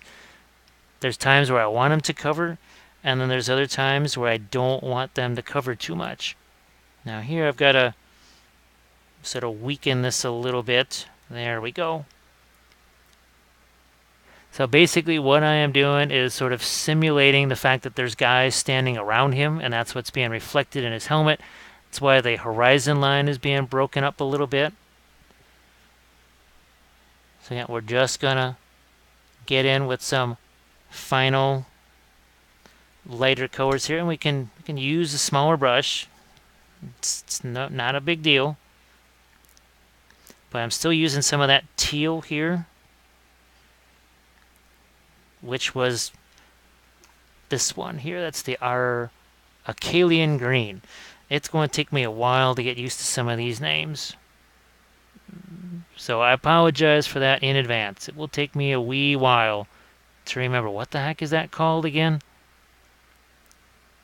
Well, I think everybody's going to need a while to get used to those names. So let's get a little more of a blend here, and that's again why I'm using the semi-translucent like this. I'm going to actually throw a little bit of a, and people think, oh, this is a good example. So see what I just did right there? People think that glazes have to be darker. We learned, actually it was when we first started messing around 7, 8, 9, 10 years ago with the GW glazes, that you can glaze a light opaque color. I'm going to see if we can't do the same thing over here, okay? On this side, poof. Yeah, look at that. See how we just did that over there too? And obviously, again, the people that are on the YouTube channel very often and who are on the Patreon page all the time, they know that I do that all the time. I do those lighter glazes like that. See, we can even do it here on the armor here. But look at, see how that's semi-translucent? Look at this. So this is contrast paints mixed with just a touch of white. And look at what we're doing. We're actually painting lighter onto dark. And we're manipulating those. So you'll hear all kinds of things about these, and you can't do this, and you don't do that. Well, maybe it's because they just didn't try. Yeah, oh my goodness, this is really fun. Yeah, I wasn't sure if I could do something like that, but now I see that I can. So if you don't experiment and try it out, how the heck are you ever going to know? You won't. And sometimes experiments can go a little haywire or sideways. That's just the nature of the beast. Now let's go opposite. So this is some of the purple here and blue. We're going to use that as a darker. Now we're going to use it in a little more traditional sense. We're going to go a little bit darker with it. Used a ton of the do-yourself wet palette. Move to the... Yeah. So here again, now we're using it a little bit more in a traditional way. See, we're getting that darker horizon line. Yeah. So this, all this is that, oh gosh, what was the purple? Stylish purple, we're going to call it. Wow. This really is like the liner paints. When it's that deep and rich, look at that. And that's just straight up contrast paint. We're using it like regular paint. We're not even using it anymore like a wash or whatever it is that people want you to do with it. We're using it in a completely different way, but now, see, we're using it more in a little traditional way. So I did up there. We're going to do some over there. So that was just a few hits. And that sort of get this up here. So I think there's definitely potential with this. Now I'm sure I'm going to run across other limitations that it doesn't do. And like I said, this does nothing really different than other paints that I already have. It's just another version of what I've got. Which is handy because some people can't get what I have as far as paints go. So we're going to do another one of these sort of semi-glazes right here, like that. See, as we carry that reflection down onto the boot. So we're building these different reflections here. Let's do one over here. And the idea is that the horizon line is broken right there. That literally could be the guy standing next to him. And I say this all the time. You watch or you go on Instagram and you go to some of the armor cosplayers' Instagram pages, and you will see what armor really looks like in a real-world situation where there's people standing around them, they're in a forest. You'll see how much stuff is reflected on those darn helmets. So look at that. That's we're doing sky earth on a helmet with just a couple of contrast, basically one contrast color, white, and then a couple of other, like the tan and whatever. Yeah, nothing super complicated. It just doesn't have to be that difficult. It can be much easier than people will make it out to be. I mean, to me, well, I guess fear sells. That's nobody would buy insurance probably without fear. So I think there's definitely some fear with this. Well, no, you can't do that. Can't do that with it. Yeah, if I had a nickel for every time I heard that. Can't use that for that. Oh, you can't use that for that. Well, I just did. And we're all still alive. Fancy that. So we got ourselves some nice, quick, shiny sky earth going on right there.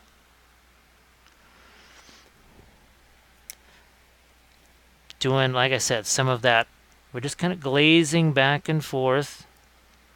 Now, what I did on, you can see here, I had to reflect his plume.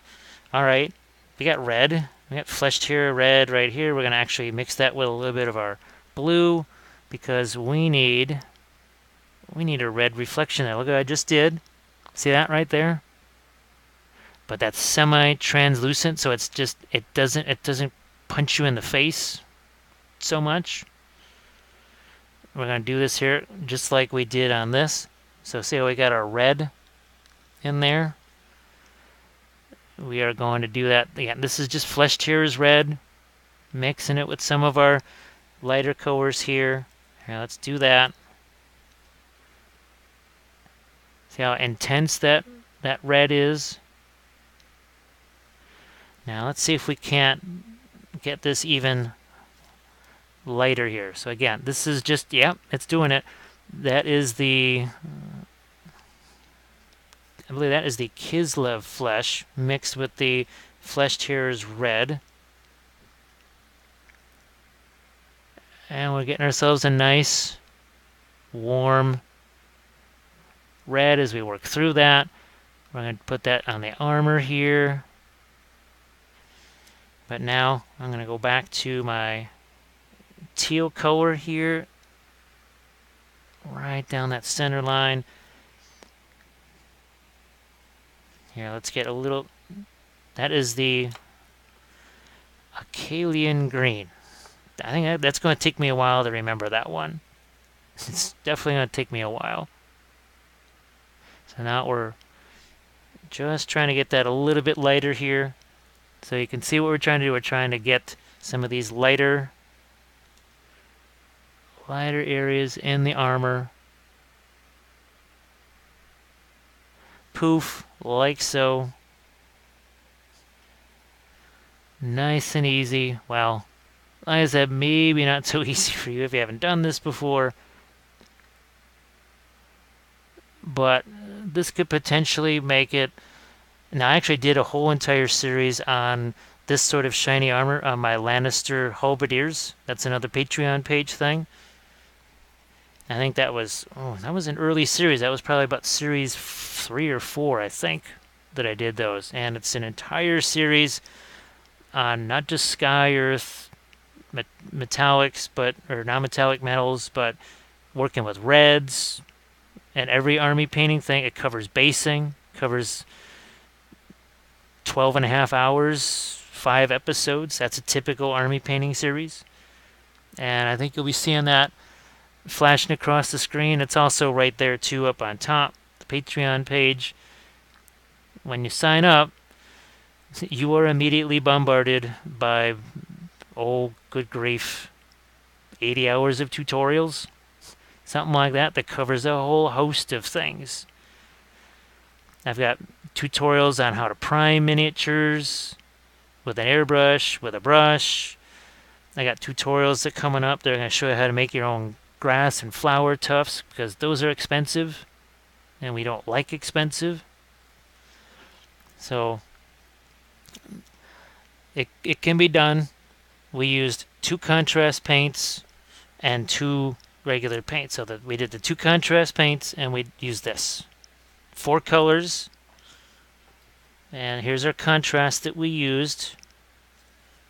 So there's the 2 contrast paints. Oh look, we've already got green paint on that. 4 colors, 2 contrast paints, 2 regulars gave us all that.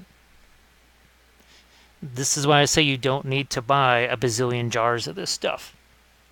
You don't necessarily need to. So I'll go back to this guy here. Well, while we have some lighter colors out here, let's play with some flesh tones here. So again, this is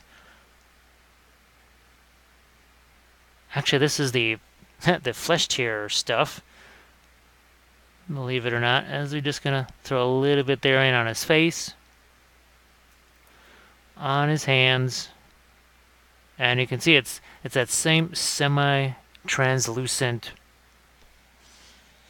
effect there. And let's get his nose. What I was also wondering is, would it do crazy things with watermarks and stuff when you say went back into it when it was still a little bit on the wet side? But no, it didn't do that at all. Didn't have to worry about it. And I think what I'll do maybe tomorrow, because getting out the crushed glass at this point would be, well, it's a wee bit late in the morning. It's 4:30 in the morning here, so I don't think I'll mess with that just yet. I'll just do it during the day tomorrow, and you will find out right away whether or not this stuff holds its own when it's exposed to water effects. See, now we just look at adding a few little lights in there. Once again, that is just the Snakebite Leather mixed with that the Screaming Skull right there.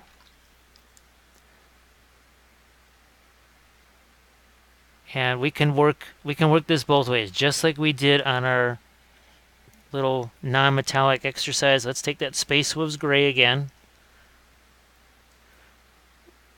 Nothing to say we can't go back in. It's the contrast paint, well, especially now that it's wiped out the glaze colors, you're going to need something for the middle and end stages of your miniature, and we're doing that right here. So we're using the contrast paint as just a simple glaze at this point. Now let's take the Space Wolves Gray here, mix that with the darker blue, and that's really, yeah. This is where we're just kind of painting with it at this point. So you can do that with it, no problems. Here, let's get some lighter stuff here on his, on this. And actually, if you wanted to see what I did with the blood effects and the snow effects, just check out, you can even do a search for Song of Ice and Fire, but this is another video you can check out here. So this is Shaggy Dog. So you can see I did the snow effects, but some nifty blood effects here. This is a recent video from about the last month or so. And basically I think I have Ghost and Shaggy Dog already up on the YouTube channel. But you can definitely check out, like I said, subscribe to the channel when those other ones get done. You can watch those. There we go. I'm going to get just a little bit lighter here now.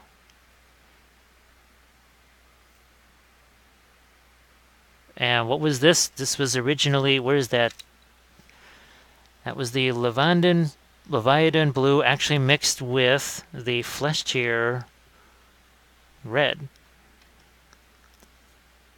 Oh no, it was mixed with it. Sorry, the Fry Slayer Flesh. Yeah, that. And that made a really nice, deep, rich, dark blue.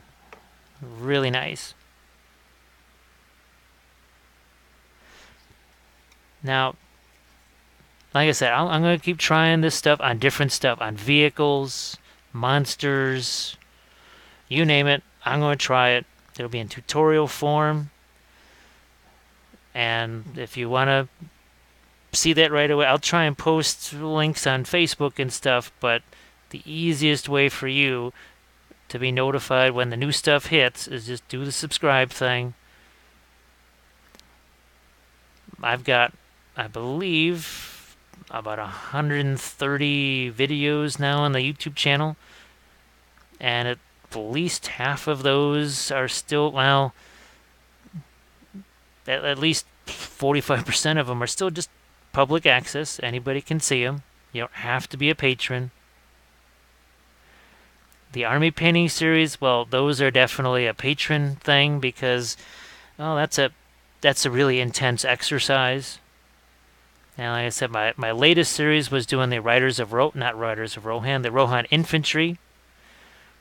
That's actually one of 3 Lord of the Rings units I've done. I've done the Easterlings, Army of the Dead, and I did Morgul Knights. So technically that was my 4th. But for you Song of Ice and Fire fans, I'm doing every faction. I'm doing some tutorials now on the new Stark Heroes box. What are some of the new? Actually the black shields are supposed to be coming this way, and the new Heroes boxes for Free Folk and Night's Watch. So I'll be doing tutorials on those. Will I be using contrast paints? Maybe yes, maybe no. It kind of depends, because I am not going to just abandon everything I've done for years with other paints. This is just to give other folks that cannot get those, at least not easily, an option. So yeah, all of this set up with the contrast paints, and this is where we use the Iandin and put that on there, but then went over the top of it with that kind of a grayish blue mix right there. Now, drying time. Okay, these things have now been sitting in these little pots for 2.5 hours, and they're still pretty viable. So you can take a little bit out at a time. Like if I don't need those, I can just dump them right back into the pots again. So, and this is a little bit more of sort of that beginning stage. Right here you can see this is where we went in with that semi-translucent stuff where we mixed the colors together. And we've got another one here. You can see that green again. All of that's actually the Waystone green mixed with regular paint to a semi-translucent fashion into here. So thanks again, Avia, Bethany. Oh, hey, Tim. Their big Billy look like they're slaying. Yeah. I wish I could slay me some fries right now. I am hungry. Very, very hungry.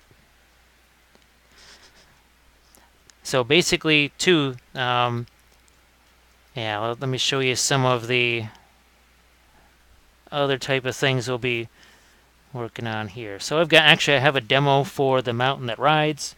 So it would have been interesting actually having these for doing some of that same kind of stuff I was just doing on my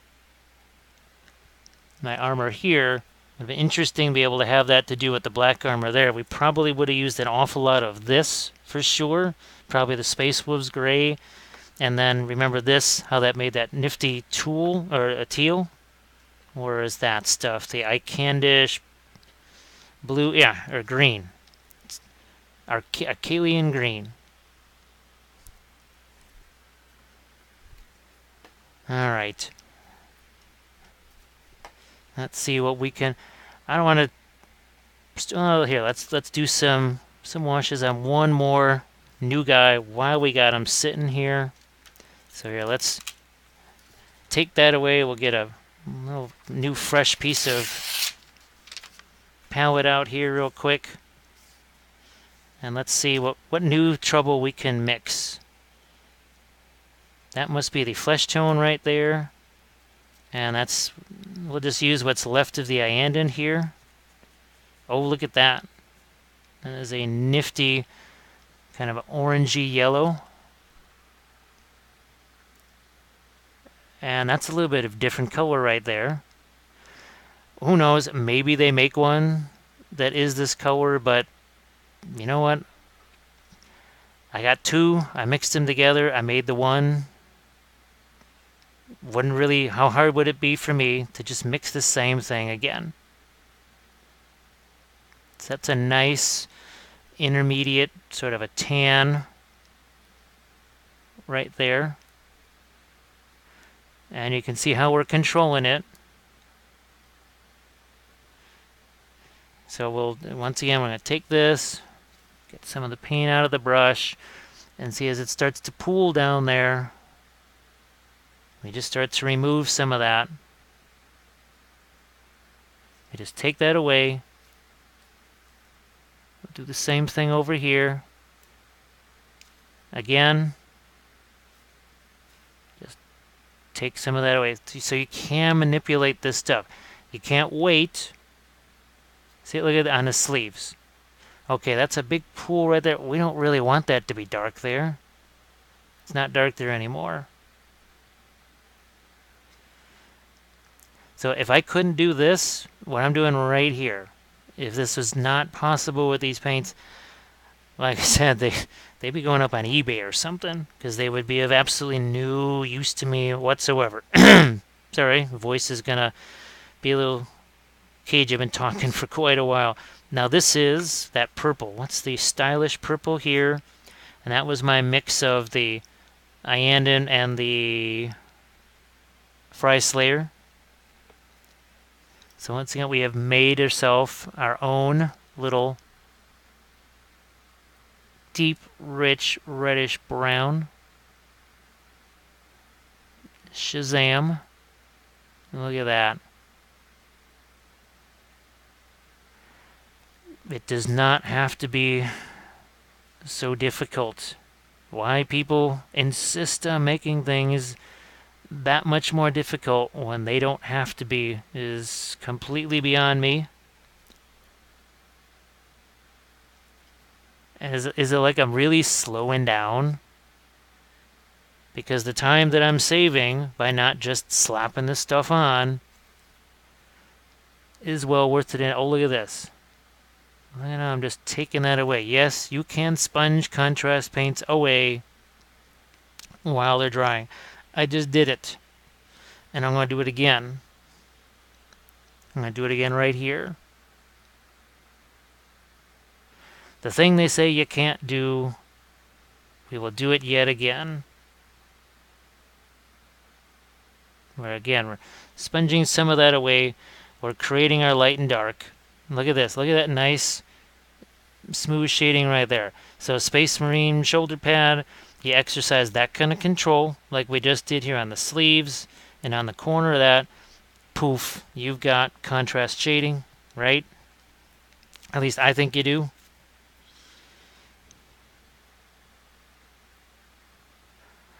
Oh, myth busting. That's what this, gosh.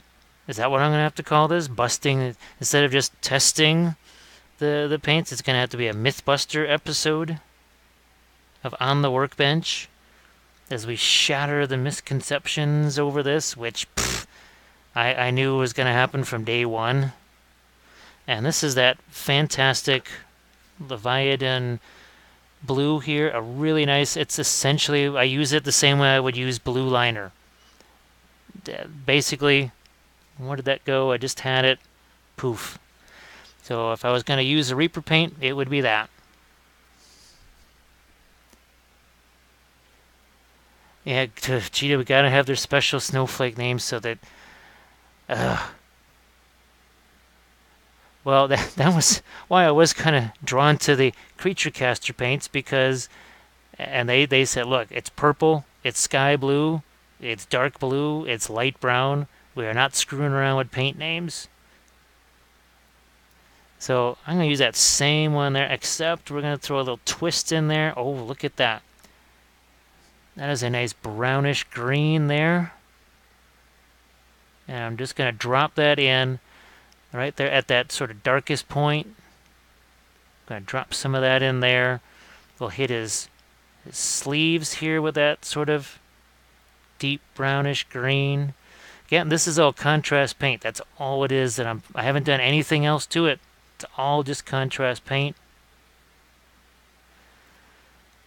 And there's been no miracle things. There's no special formulas or anything like that. I'm using a 35-cent craft brush. That's all it is. I'm going to pull them out here again. And there's the proof. 12 of them. $5. You can get them from Hobby Lobby, but the Treehouse Studios is actually the name of it. They're all located in OKC there. There's other companies that make similar stuff. You know, it's just Doesn't have to be that. Alright. I am going to take that. Yeah, I'm going to brown up this green a little bit. If that's a... I'm saying that's a thing. I'm going to brown up the green. So, as we've done before, we're going straight up just contrast paints here. But what are we doing? We're mixing them together. We're mixing them together and we're exercising control over them. And by control, it's nothing... It's pretty basic control. It's just when we see there's a little too much somewhere, we just kind of manipulate it. That's all it is. I take a little bit of yellow, toss that in there so that we can hit this thing. Haven't really determined if that's exactly bone or what that really is. I've kind of painted it different on every single guy. Oh, where's that? What's left of the Space Wolves gray here? We're just blammo. Right there.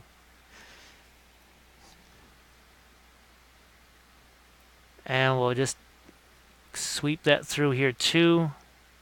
Because we can go over it again later. We can mix the contrast paints in with our lighter colors. And we're going to do that. What the heck? We'll do it now. I'm going to throw out some of the Screaming Skull here just to play with. We'll throw out that and some of that tan, which eventually I'll remember the name of Baylor Brown. Let's throw some of that over there, and we'll play. Everybody likes to play. So that's mixed with the contrast paint there. Flatten this out. So most people would say they'd be delirious with just that. You know, if they could in 15 minutes get shading like that, they would just be over the moon. However, we're going to blow their minds even more with a semi-translucent, somewhat lighter mid-tone over the top. Going to do it on the sleeves here. We're going to do it here. And over there. But you see how that doesn't cover the glove there? That's because we've mixed enough of the contrast paint in there to make it semi-translucent. Now we want to get that greenish effect, right? So now we're throwing in a touch of that Waystone green into the mix. And look at how I'm really getting that in the brush. See how that's nice and flattened like that? Oh, what's going to happen when we do this? Yes. See how feathered that brush stroke is? Look at it. You just got some green in there. We're going to do that again. We're just feathering in this ever so slight touch of green. So what the heck are you putting the green in there for? Well, when there's all the snow down on this ground here, it needs to reflect some of that. It's not... So we wouldn't be returning it blue because it's tan, but that greenish reflection that sort of is that's an ode to the snow that's underneath him, or will be, hopefully, when we find out, hey, can you actually put the snow effects over the contrast paints and not have a disaster? Yet to be determined. So this is purple. Oh, what the heck? I'm going to mix purple in the... Is that the purple? Yep. So this is that shyish purple, and we're mixing the green in there with it. Is that still on the palette cam? Yeah, it's sort of there. Oh, look at that. Fantastic. For the base right here, like you do. Bam. And for those that didn't get to see the whole makeup sponge thing, we're going to do that in just a second once we get this stuff spread out here on our base. So it looks like not much control being exerted here. However, and you can see, look at this variety of color we're throwing down. All these different colors. Say, what in the world's up with that? Well, sponge. Now these sponges take away a little bit more than those softer sponges do, but you can be a little more targeted. And look at that. See how that's starting to reveal all that texture underneath there? Now I don't necessarily worry about painting in a whole bunch of highlights again. But look at there's some bluish green here, some green there, but now it's a little more reddish over here.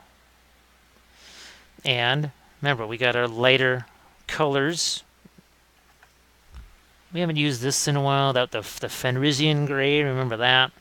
Bring that out again. And we're going to mix that with some of our contrast. So, oh, look at that. We're mixing that with our greenish color here. A little more. There's that semi-opaque stuff going on again. So we can go right over the top of that and take advantage of what the contrast paints did. Those did all the work. Those got all of those different colors sunk down into the crevices, the reds, the greens, the purples, the oranges, so that we can just simply take some of this Fenrisian gray and drop it over the top. There's a little bit of that screaming skull here. Well, speaking of skulls, we'll hit those. This is some of the Baelor tan, but you see we're only hitting part of that skull, not all of it, just a part. But we're getting all this color variety going on. And that was a couple of seconds with the contrast, and then poof, over the top with some of our lighter colors. We can even take some of this and start to get in some more highlights on his coat here. Look at, like right here in the corner. Look at that. Now, again, people would be delirious with what they got here. They'd say, oh, that's fantastic. Why would I want to mess with that anymore? We're going to mess with it a bit, actually, here. And that's the Fry Slayer Flesh. Just look at it. It's semi. You barely see it. Barely see it. And now we're going to go in a little more. Once again, this is that wet blending thing. And just a couple of brush strokes, all it takes. We got purples, greens, oranges, all that kind of stuff. Helpfully provided in the shadow areas by the contrast paints there. So you can do it. You can do it, because I just do it myself. Now we are going to take some of the Snakebite Leather, right? Yeah, we're going to pop that in on the hair. I used to use Snakebite Leather all the time, way, way back in the day. That was kind of the start of my golds. Because I always liked some green in my golds, and, well, there's green in them there paint. So again, kind of doing a little bit of a palette sludge thing here.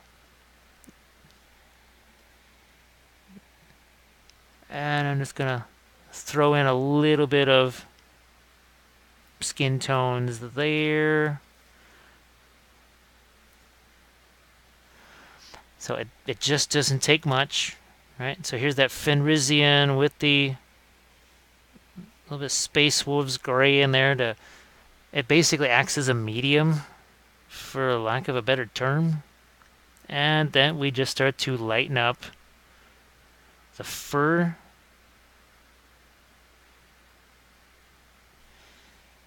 Now what I'd normally be doing is bouncing around from one figure to the next, so I wouldn't have to be worrying about, well, okay, there's still wet paint around here, but the whole point of this is to really push the envelope and see what the heck happens.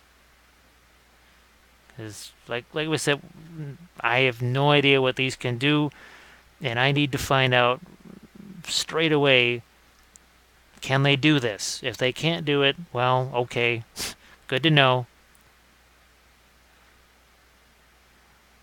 There's still several other hurdles that they will have to past. I'm going to use them on busts, on larger creatures. And by larger creatures, I mean like monster-sized. So this is the Leviathan mixed with that Space Wolves Gray. Fire Slayer. To do some little metal work here on his... right there.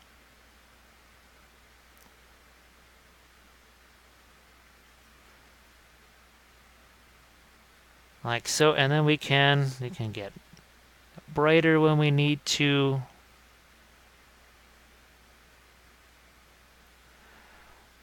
And we'll leave that alone. Actually, what I want to do is see if I can't fool around with some of the green in there. So this is again the Waystone green, and that's mixed with some of that flesh tone. And now, see, it just registers as being a little bit darker there. Doesn't even register as being a green at all.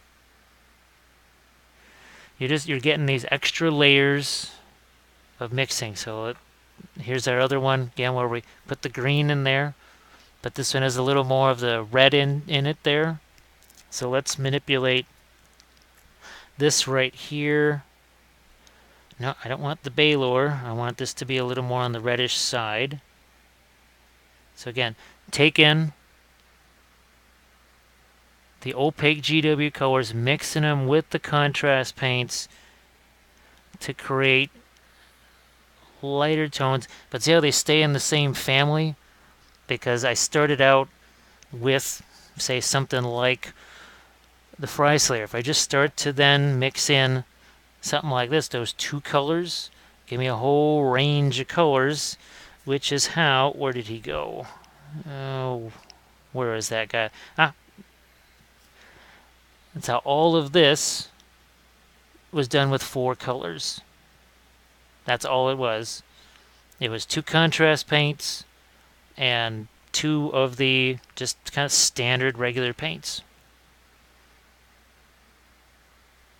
And you can do wet into wet blending with this stuff. Obviously, it doesn't stay wet as for as long as I thought it did on the palette or on the miniature. But we're at almost 3 hours. This stuff's just been sitting in this little thing here, and it's still viable. So we know that works. And oh, by the way, while I've been screwing around here, we actually have half the unit painted, practically. I mean, yeah. So I've been screwing around all these sidebars and everything else.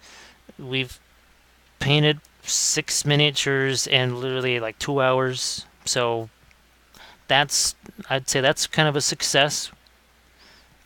When you can be doing this much screwing around and still get that much done. Now what do we got? This is again the purple. We've mixed it with green. We haven't mixed it with the... ooh, wow.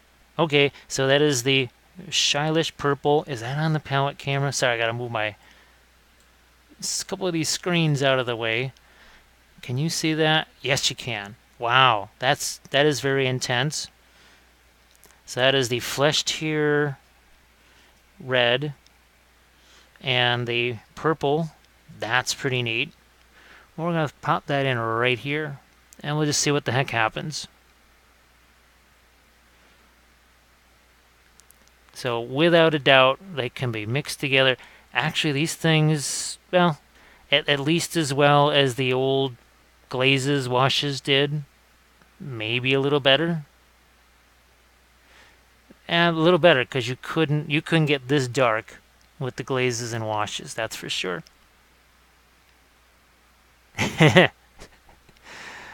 Oh, yeah, wow, this is...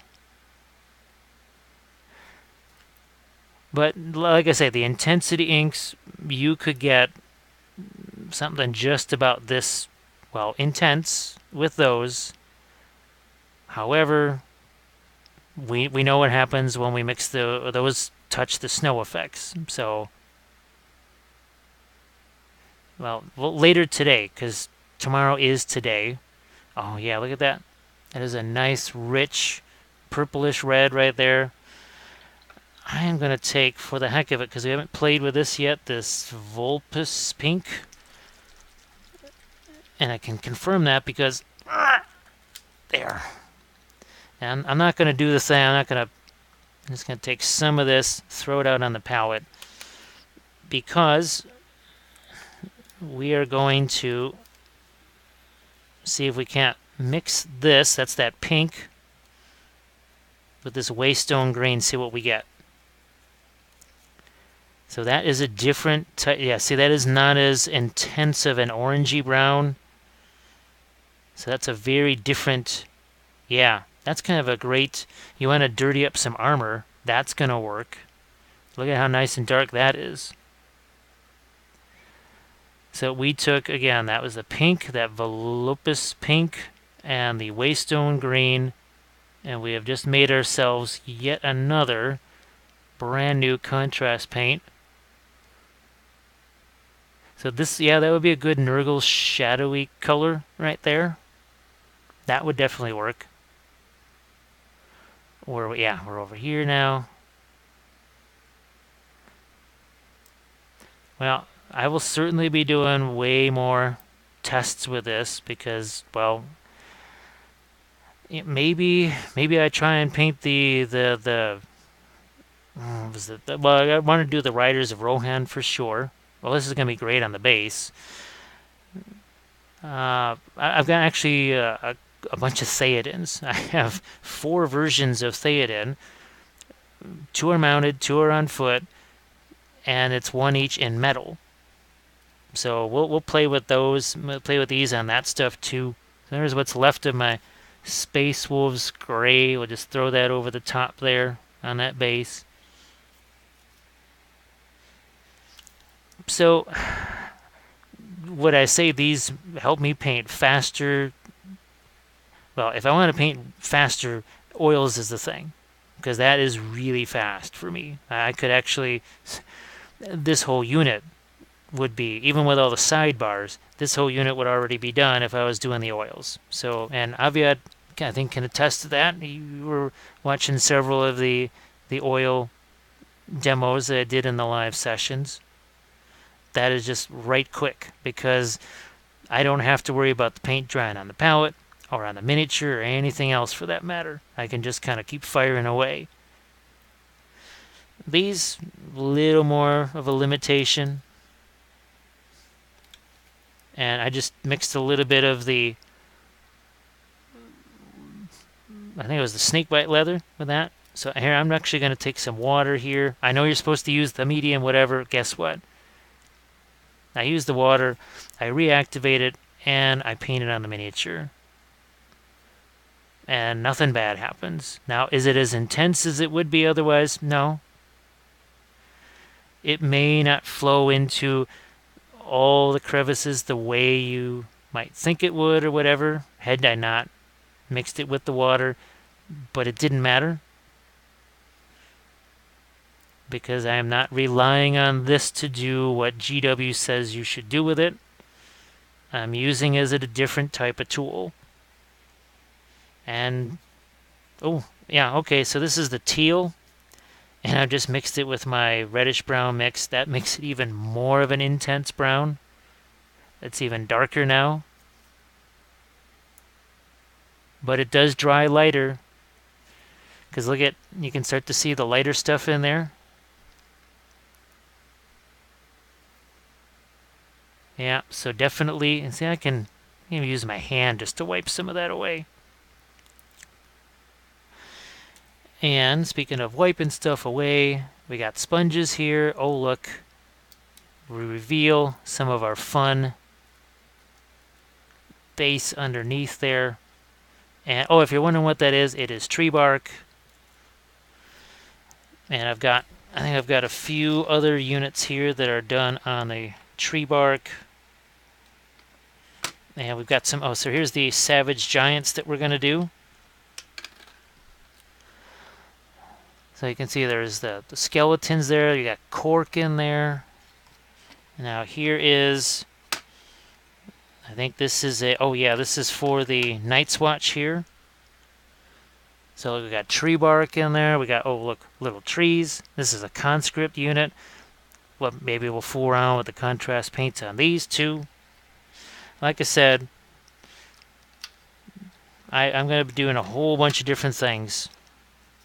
But yeah, let's get out some of the guys that we played with here and just look at the differences, what we were able to do. So look at these vastly different colorations here. Right now it's mostly acrylic via airbrush and oils from there. Yeah, oils are definitely crazy fast. You get spoiled with the oils in a hurry. Oh my gosh. But these, like I said, they do allow you to do a few vaguely oil painting like things. So thanks again, Avia, Bethany, Tim, everyone that war painting, right? I just want to make sure, I'm going to scroll up here to make sure and Dave and Brian, and yeah, Wargaming Lobby. So thanks again, everybody, for hanging out. So we're going to be doing a bunch more of these, more tests with this. And like I said, check out all the so many other videos on the channel. And do the subscribe thing so that you get the little notification when we're doing another one of these crazy live sessions, messing around like this, having fun. So thanks again, everybody, and I'll catch you on the next episode.